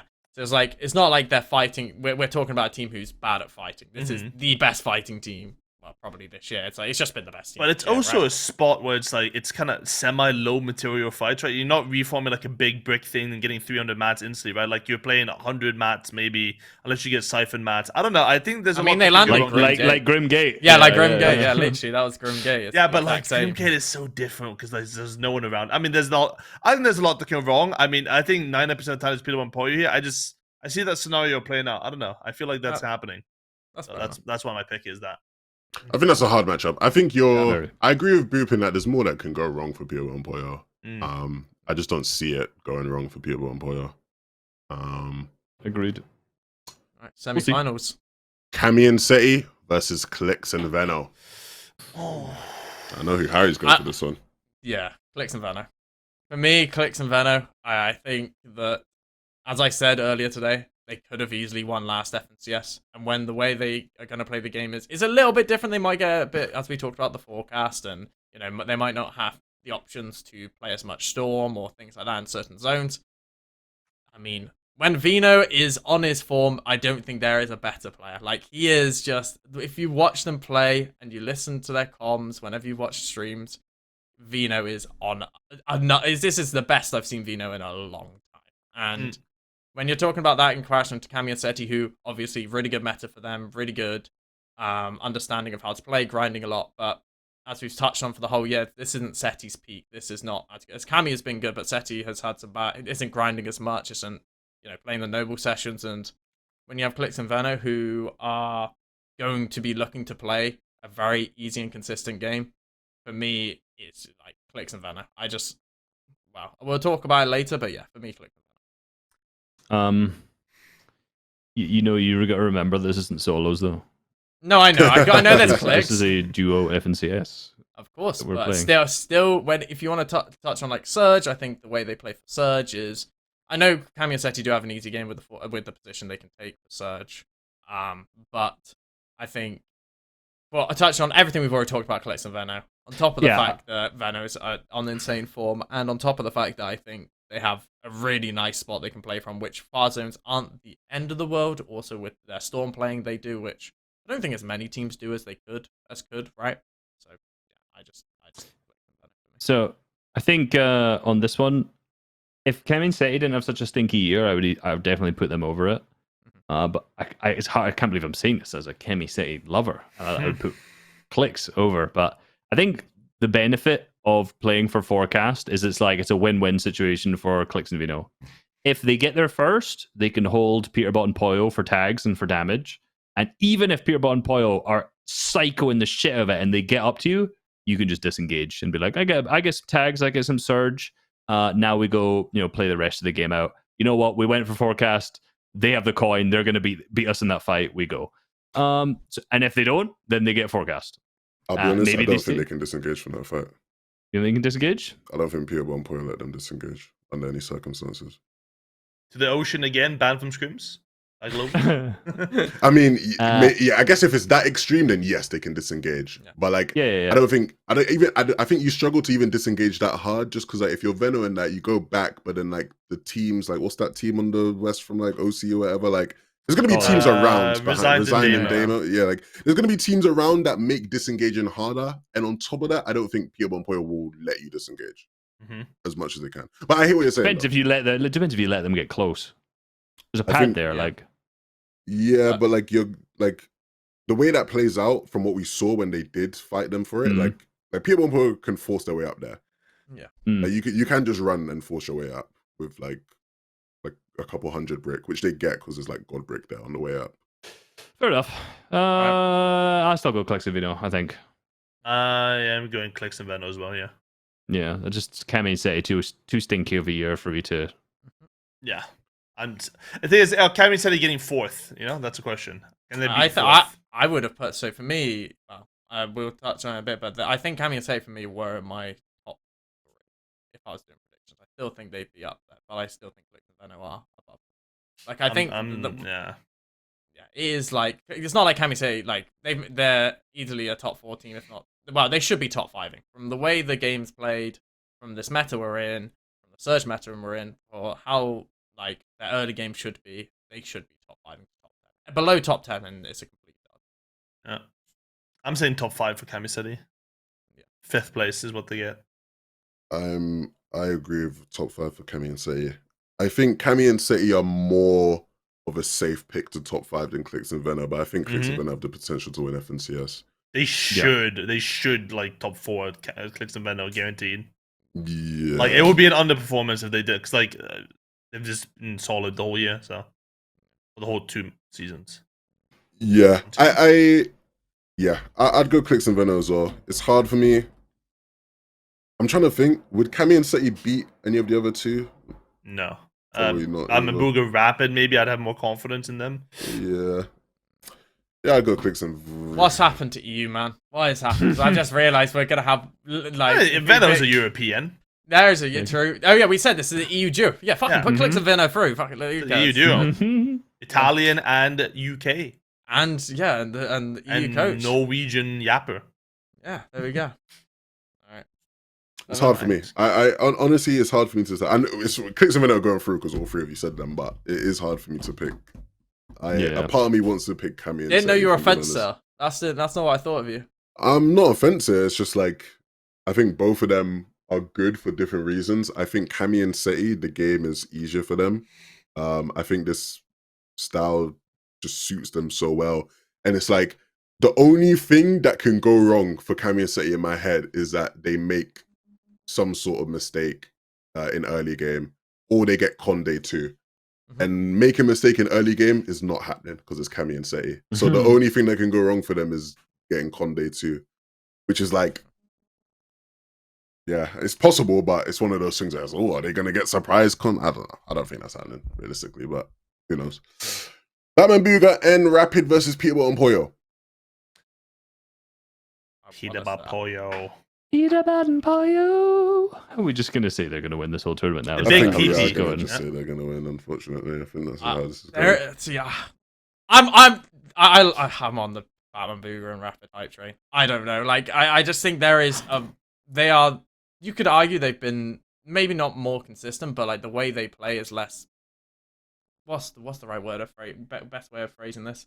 They don't need more. They don't need individual skill as much. Batman Booger and Rapid the way they play than Peterborough and Pollo. Like when it comes to fighting, when it comes to that sort of stuff. So if Peterborough and Pollo have a bad day, you know that's something that can happen. But if I'm just going off, to me.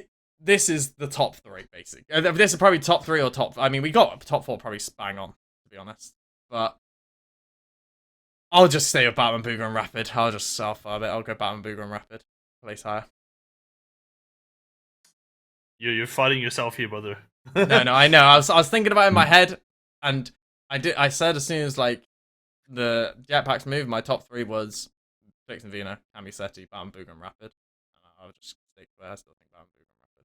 I can already see the one YouTube comment. Harry's just arguing to argue on this one. Like, put Peterborough Pollo through, man. Just put the fucking PP in the bag. Put the PP in the bag, bro. That's what the cool kids call Peterborough Pollo these days. Come on. Yeah, but that sentence can be construed in many different ways. Yeah. All right, to the final. Is it the final? That's a crazy. Who would have fucking thought that's a final at the lowest start of the year? Like, what is that? That's crazy. All right, 11. I'm putting you for 11. I'm looking at this. I'm also not convinced Peterborough and Pollo are winning. Like, I don't feel like they're winning. I don't know. Yeah, but I'm not convinced either of these teams are winning. Yeah, I don't think either of these these teams are winning. But who do you think? Fine, if you don't think, who do you think's winning? I don't know. We can't say neither of them are winning and then say I. By the way, you were about to start that by saying, Levin, all of us has gone first. I've gone first on like the last 7. Like what? All right, what fine. Even say, like you have you gone first recently? Well, fine, I'll go first. Clicks and Vino. I think Clicks and Vino winning globals. I said it. I wanted to say at the start. I'll say this game would be revived. That should happen. My goodness. Yeah, Clicks and Vino win Epic globals. Games is just like. But Clicks winning globals going into OG season. He's gonna have 100K viewers minimum every stream. It's gonna be unreal. Yeah. Epic's listening. Like you know what to do. Even though I said Peterborough and Pollo will probably fight for forecast. Like, will try and get forecast every game. I just think Calix and Vinny don't even need forecast to do well. I don't think that is like the be all and end all. And No, as they you don't. said, and as Risu said, it's a win-win. Either Peterbot goes for forecast, great, you can get surge on them. Peterbot doesn't go for forecast, great, you get forecast. It's like they're not losing either way. And as I said before, I think they should, if they didn't get griefed, I think they should have won NAF and CS when people started shooting out their vending machines and started just running around griefing them. You know, to me, it's like they were the best team in NA last season. The way they're going to play isn't going to be too different. There will be a few changes, but yeah, if you're in my opinion, the best team in NA going into this, and NA sadly is looking like the better region at the moment. But I would, Only because our best player went there true, and became on one of the best NA teams. So yeah. Made him into the best NA team. Yeah. Yeah. Wow, this decision sucks, man. This is really hard. I don't know why I started talking. Someone else should just start talking. Right. My thought process here is Clix and Veno. I think the game is super easy for them, and I think they have a bunch of really good options. Obviously, we've spent the whole show talking about like what they do towards the north, right? Like going for the forecast and like those options. In the Duo Cash Cup, there was a game I saw them on the bunker, on like the Cami bunker, which let me know that they are cooking up options elsewhere to the south for surge and damage and like as an overall strategy. If I don't know what can go wrong for these guys, to be honest. Like getting to 6th zone is like easy for them. I don't think that's like the easiest part of the game. Obviously, we saw Veno crying on Twitter about like how the game is so RNG after that point. I'd hope that his crying would mean he's putting in more effort to preparing for those zones, which I think it probably is. He was streaming NBA 2K for like 6 hours, like yesterday. Yeah, but Veno is that's his.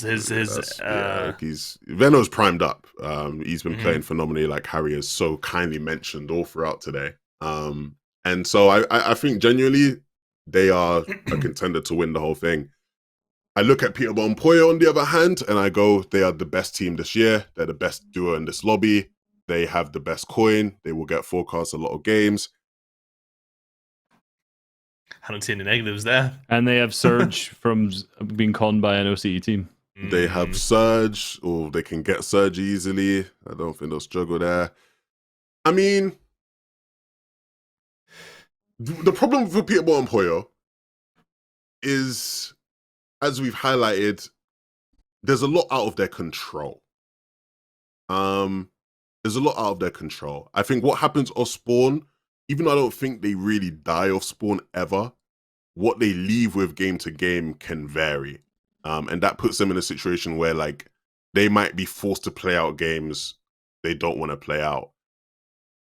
The problem is Peterbot and Poyo, so they just kill their way into a God-winning position and win the game out. You say that. I've not watched as much NA, right? But has there been a game this year that you guys can remember where they didn't have coin, they didn't have good loot, and they managed to make like a good game out of it in a grand? Like, you know, the Canada Cooper style where they're just shambles and they somehow managed to do it. Like, can you think of one off the dome where like if they do get scuffed, someone takes a coin, they got no loot, they don't get forecast as an example, like can they still turn those into big games? I think they've had coin every single game they've played of grands this year. That's why I'm thinking here, like, you know, what if another team does get it? Somehow. Maybe they don't kill them, but what if they get it? Do they just chase them and key them? Or well, maybe, but like, you do make a good. Can they play that like that? And with so many teams here, that might be a reality for some of these matches. How fast can you kill the bot? Because I was playing ranked today, and that guild does not die sometimes. Yeah, because you miss every bullet, mate. I was hitting zeros. No, because it goes. Yes, because you got. Oh my! He doesn't know the season. I mean, the red. I couldn't find the red thing you had to shoot at. I couldn't find it. Yeah. No. Genuinely, they get it. They get it. They can get that bot really quick and get to forecast super quick. Like they get it quick. I think they get coin every. I don't think they don't get coin. And even if they don't, so the only reference point I can use for that, Reese, of what you're saying is when Pete dies and he loses coin and Poyo has to play out. I've seen Poyo have really good games as a solo without the coin. Yeah. Nice. But that's the closest I can get to what happens when they don't have Yeah. coin, which is still isn't even like. The thing is, a coin doesn't make like you're not reliant on the Wrath coin to make you place good. It just you get a lot more Right. kills, right? Like Right, you're still gonna right, have endgame fundamentals. They're still gonna be good, even if they're on height. Like they just get 5 less kills in endgame, pretty much. That's the only difference. It's not like they lost Grim coin and they don't have the movement that they're so reliant point- on, anyways. But yeah, Wasn't just specifically with the coin though. It was more just like shambles, loot, Right, shambles, like no I coins as think well. that Like, was literally I think it like was a turn a Grim shambles game, game to one. like once in Granted, I remember that they Mm. kind of turned it back. I'm going Peter Pollo here. I'm not happy about it, but I think it's Peter Pollo. But I don't think they're winning globals. But if you say that, you got to say who do you think? Yeah, is who do you think is winning globals? God, it's the I only feel one's like gotta be V I feel like Conflicted. we're gonna get another Cooper Miro situation where just some random team wins. Not like a random team, but like a team like no one expect. Like I feel like a mid map Joss, but like Kanata Cooper could just take it or something. But like if I had to really say something, I'm saying Vico Flixie win. That's my guess. Boy. Because you did put V Conflicted through. So Yeah, I would be I feel way more comfortable having Vico Flix here than Clix and Venno in this matchup. I think that's a closer one than Clix and Venno versus Peter Pollo. I'm going Peter Pollo. Fuck it. After listening to everything, I just feel like if they have 8 good games, even 6 really good games, I just think I don't know. It was me that convinced you, right? Yeah. You said no. I was just gonna say you said someone else. So I was like, I definitely can't agree with Boop. Fuck. No, after I've heard everyone's opinions. I've given my thoughts. I think Peter Pollo out of these two, I don't know. I just think like the pop up potential's there. It does seem like Clix and Vino have good games, but I also I wonder like everyone's just hyping up Vino so much, and obviously for a good reason. But like, what if Clix just chokes the shit? Excuse me. Is that a possibility? Yeah. That's a possibility. Yeah. You know, like if you say would Peter Pollo choke this, you go, oh, probably not. No. I mean, Maybe. Peterbot's land placements apart from. Well, the difference there, as in like by Peter Pollo choke, is like okay, they get scuffed off spawn or something. That's not really a choke, as such as Clix and Vino are set up right now in every way possible. Like they're given the game plan. They've practiced with everything in. Peter and Pollo are in a little bit more of a questionable situation of spawn to start with. Like there's an uphill battle, but I think there's. Fuck, I don't know. I think Peter and Pollo have a higher chance of winning, but Clix and Vino have a higher chance of placing above them on the leaderboard. So for the win, I'm going Peter and Pollo. This year, when we've done these brackets, we've predicted Peter to Pollo and Pollo to win every time, and they've won every time. So I'm gonna go with. If you go Clix and Verno, it goes to a coin flip. So, Quartz, what are you thinking? Producer Quartz, what are you thinking, man? Who you got, bro? He's muted on there. You can't. Well, I don't know. So you two said Peter Pollo? Sato, no? Yeah, of course he would, isn't it? Bloody Frenchies. So my vote's a decider of whether we go to coin flip or not. I'm gonna go. Bag. Stop, bro. Stop. All I'm saying, I missed 11. You say inject it when EBNA. That's all I'm saying. I missed Very that. obvious EU team there, Clix and Venno, of course. As I said, EU team. There's 2 out of 3 of them are EU. So I'm gonna go Peter Pollo. This stinks. Perfect year completed.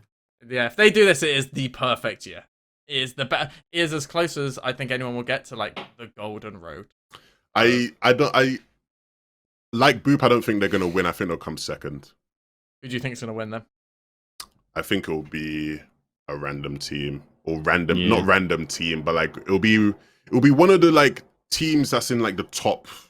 It's gonna be like one of these teams in like the top fucking 8 or some shit. I think there's like 5. There's 5 teams that I think could do it. I think it's like Camiseti, Clix and Venno, Vico Flixie, Peter Pollo, Akun and Cold, and then maybe like Chulix and Chicho. I think those 6 teams, one of them is the winner. I can see Root and Ritual even being in there. Yeah.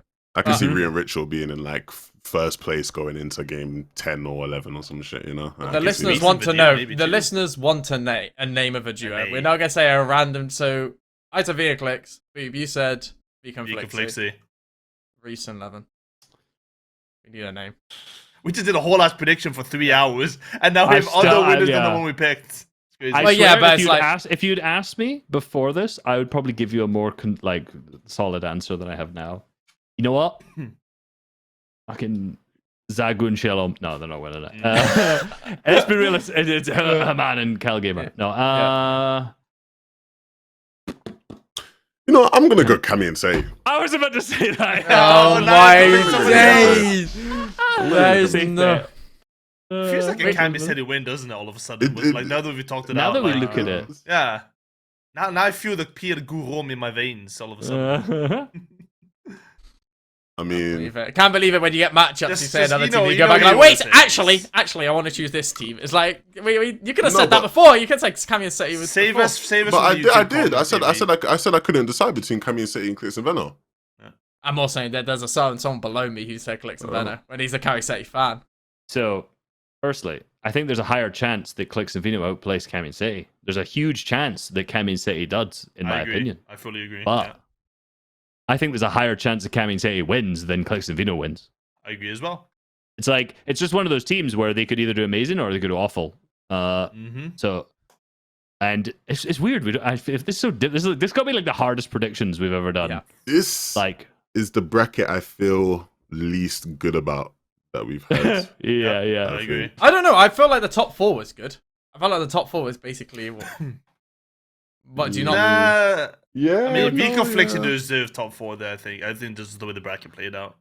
Yeah. Yeah. And Pierre Bon Point, I just really don't think the forecast situation for Vico Flex is as bad as you make it is, you know? Like, literally, Levin said, oh, Peter and Poyo are just gonna build up the mountain towards Clicks and Venno. And that's But, like, what when I Vico said Flixie it... would do, Yeah, but, like, when I said it, it's like, no, but, like, bro... yeah, but that's not why I... yeah, but I didn't. That's also like I didn't agree with what Levin said about they're just gonna build up. Well, that's literally what happened. Yeah. Well, It's literally happened. You can say you don't agree, but that's literally what happens. Because we've seen the Clicks and Venno versus Peterborough and Boyo forecast battle happen many times. No, And but that's what why- happens. yeah, you but- build up. also, we're gonna get back onto this tangent again, but I just think again. yeah, no, we're not fine, but no, I just think Pierre Bon Poyo being able to pad over is much easier than having to run up through from Reckless. Okay, but you can't pad up if Venno's sitting there on the base. You can't pad up. You're just gonna get tagged out of the sky. They're not padding up. I mean, they're padding near or closer, but Reckless then you can you get still have spotted. to You build Reckless up. get spotted from further away. You can get spotted so much further away from Reckless. Yeah, sure, you can get spotted from far away, but like they're not. Peterborough and Poyo are not padding up to the forecast. Like, that's not what they're doing. Like, No, you're gonna get beamed. Yeah, There's you're just no not way you padding up don't. when because you have to understand you're padding. You're only padding if you know they're not going to be there, Yeah. but they don't know that they're not going to be there. No, but they're padding nearer, which is closer than Vico and Flixie will be when. Yeah, they're but they pushing pad to up. the right. You can't go up the. So in the context of where the map is, right? You can't. They're padding to the right. Like they're padding to the east if they're padding. To the east, yeah. Sorry, I was thinking Exactly. of Pierre Bon Poyo. I was like, you can't go Yeah. to the right. That's the Yeah, massive but- incline. But No, I know what you- if you're padding there, the forecast is to the right, so you have to run up still. Do you know what I mean? Like no, I got. them padding like- or not isn't making a difference really. No, but I'm not saying it's easy, but I'm saying it's like I still think that it's an easier task than Vico and Flixie. I feel to get the forecast. I still believe that because again we're just saying like Brights and Bolts are just a team who will just like bend over and just let Vico and Flixie take the forecast. I don't think they will. I don't think No, they I will. don't think But they like, I like also the difference of distance. Like, I don't think line of sight even happens until you're like right below the mountain. Like, you get past the ridge by the train, and then that's when you walk up. You can read from all the way there without getting looked at or seen. Realistically, so I don't know. I don't think it's as simple as like, oh, they're just not going to be able to get it because they're on the mountain. I don't know. Let's see. Well, look, let's see how Global Championships goes. Let us know in the comment section down below who you think is going to be winning the Global Championships and doing well. It's been a pleasure as always, guys. I'm looking forward to seeing how wrong we are next week. It should be great. It should be really fun. Any last words before we go into the Global Championships this weekend? Come on, you. That's Come on, it. you. Come on, you. Oh, there's one thing that we missed. There's going to be a Fortnite Festival tournament at Global Championships. I'm very much looking forward to. Yeah, Yeah, I'm sure you'll be locked into that one, yeah. mate. I'll be I loving hope it. that's not part of the. If that's part of the broadcast, It would definitely be part of it. They tweeted it out. Okay, well, that's interesting. I didn't know. Get your I'm gonna commentating be- ready, 11. I Yeah, didn't yeah. know. Nobody told me, mate. So I'm fine. I'm just finding out, just like you, mate. Well, yeah, that was fun. and has left me with more questions about globals than Yeah. answers. Mm. But that's what makes this all so amazing. For sure. Thank you all for watching. Be sure to check out everybody on their social media. I'm sure Boop will be doing a viewing party for globals this weekend. Be sure to go show him Of some love and support. course. Let him know you came from FNtasia. Coach Boop on Twitch. Reese, are you going to be doing anything for globals? I'm going to do a viewing party on Twitch and YouTube, so I'm going to Oh, dual nice. stream that. Ah. Just one up. I don't viewing party, fuck all, but I'm like, it's Competition. globals, so I gotta, actually do something. So You got to lock in, yeah, for sure. and also do 100%. my own predictions video on my extra channel soon, Go which check that will out. probably be equally as wrong as this one. So Yeah. That's the beauty of predictions. So yeah, go watch Mhm. his shit as well. Harry, you doing a viewing party as well, mate? We all doing Yeah, viewing I'm doing parties? on YouTube, TikTok, and Twitch just to one up everyone. So that's my plan. No, I might do a viewing party. We'll see. But no, mainly bro it's is gonna be not doing a viewing He's party. not- There's I can no- tell he's not doing a viewing party. He's on No, his, but I'll be he's every sitting mo- back but- in that bed with it on the TV up there. No, I'll be locked in. I gotta lock in. But I'll be like preparing for globals, and then I will be every morning like watching globals teams, seeing how they play, see if anything changes or any new interesting stuff. Because obviously, soon with everyone going over, we're gonna get NA scrims with all the globals teams there. So that's gonna be exciting to watch as well. So we'll have to keep an eye out for that. But yeah, every morning just gonna be looking at globals teams, trying to figure out who the fuck's gonna win. Because I mean, you could probably put 20 teams in the conversation at this point. It's It's a stacked globals. Very stacked globals for Mhm. sure. Well, yeah, be sure to check everybody out. Peace and love. Thank you for watching. Ciao.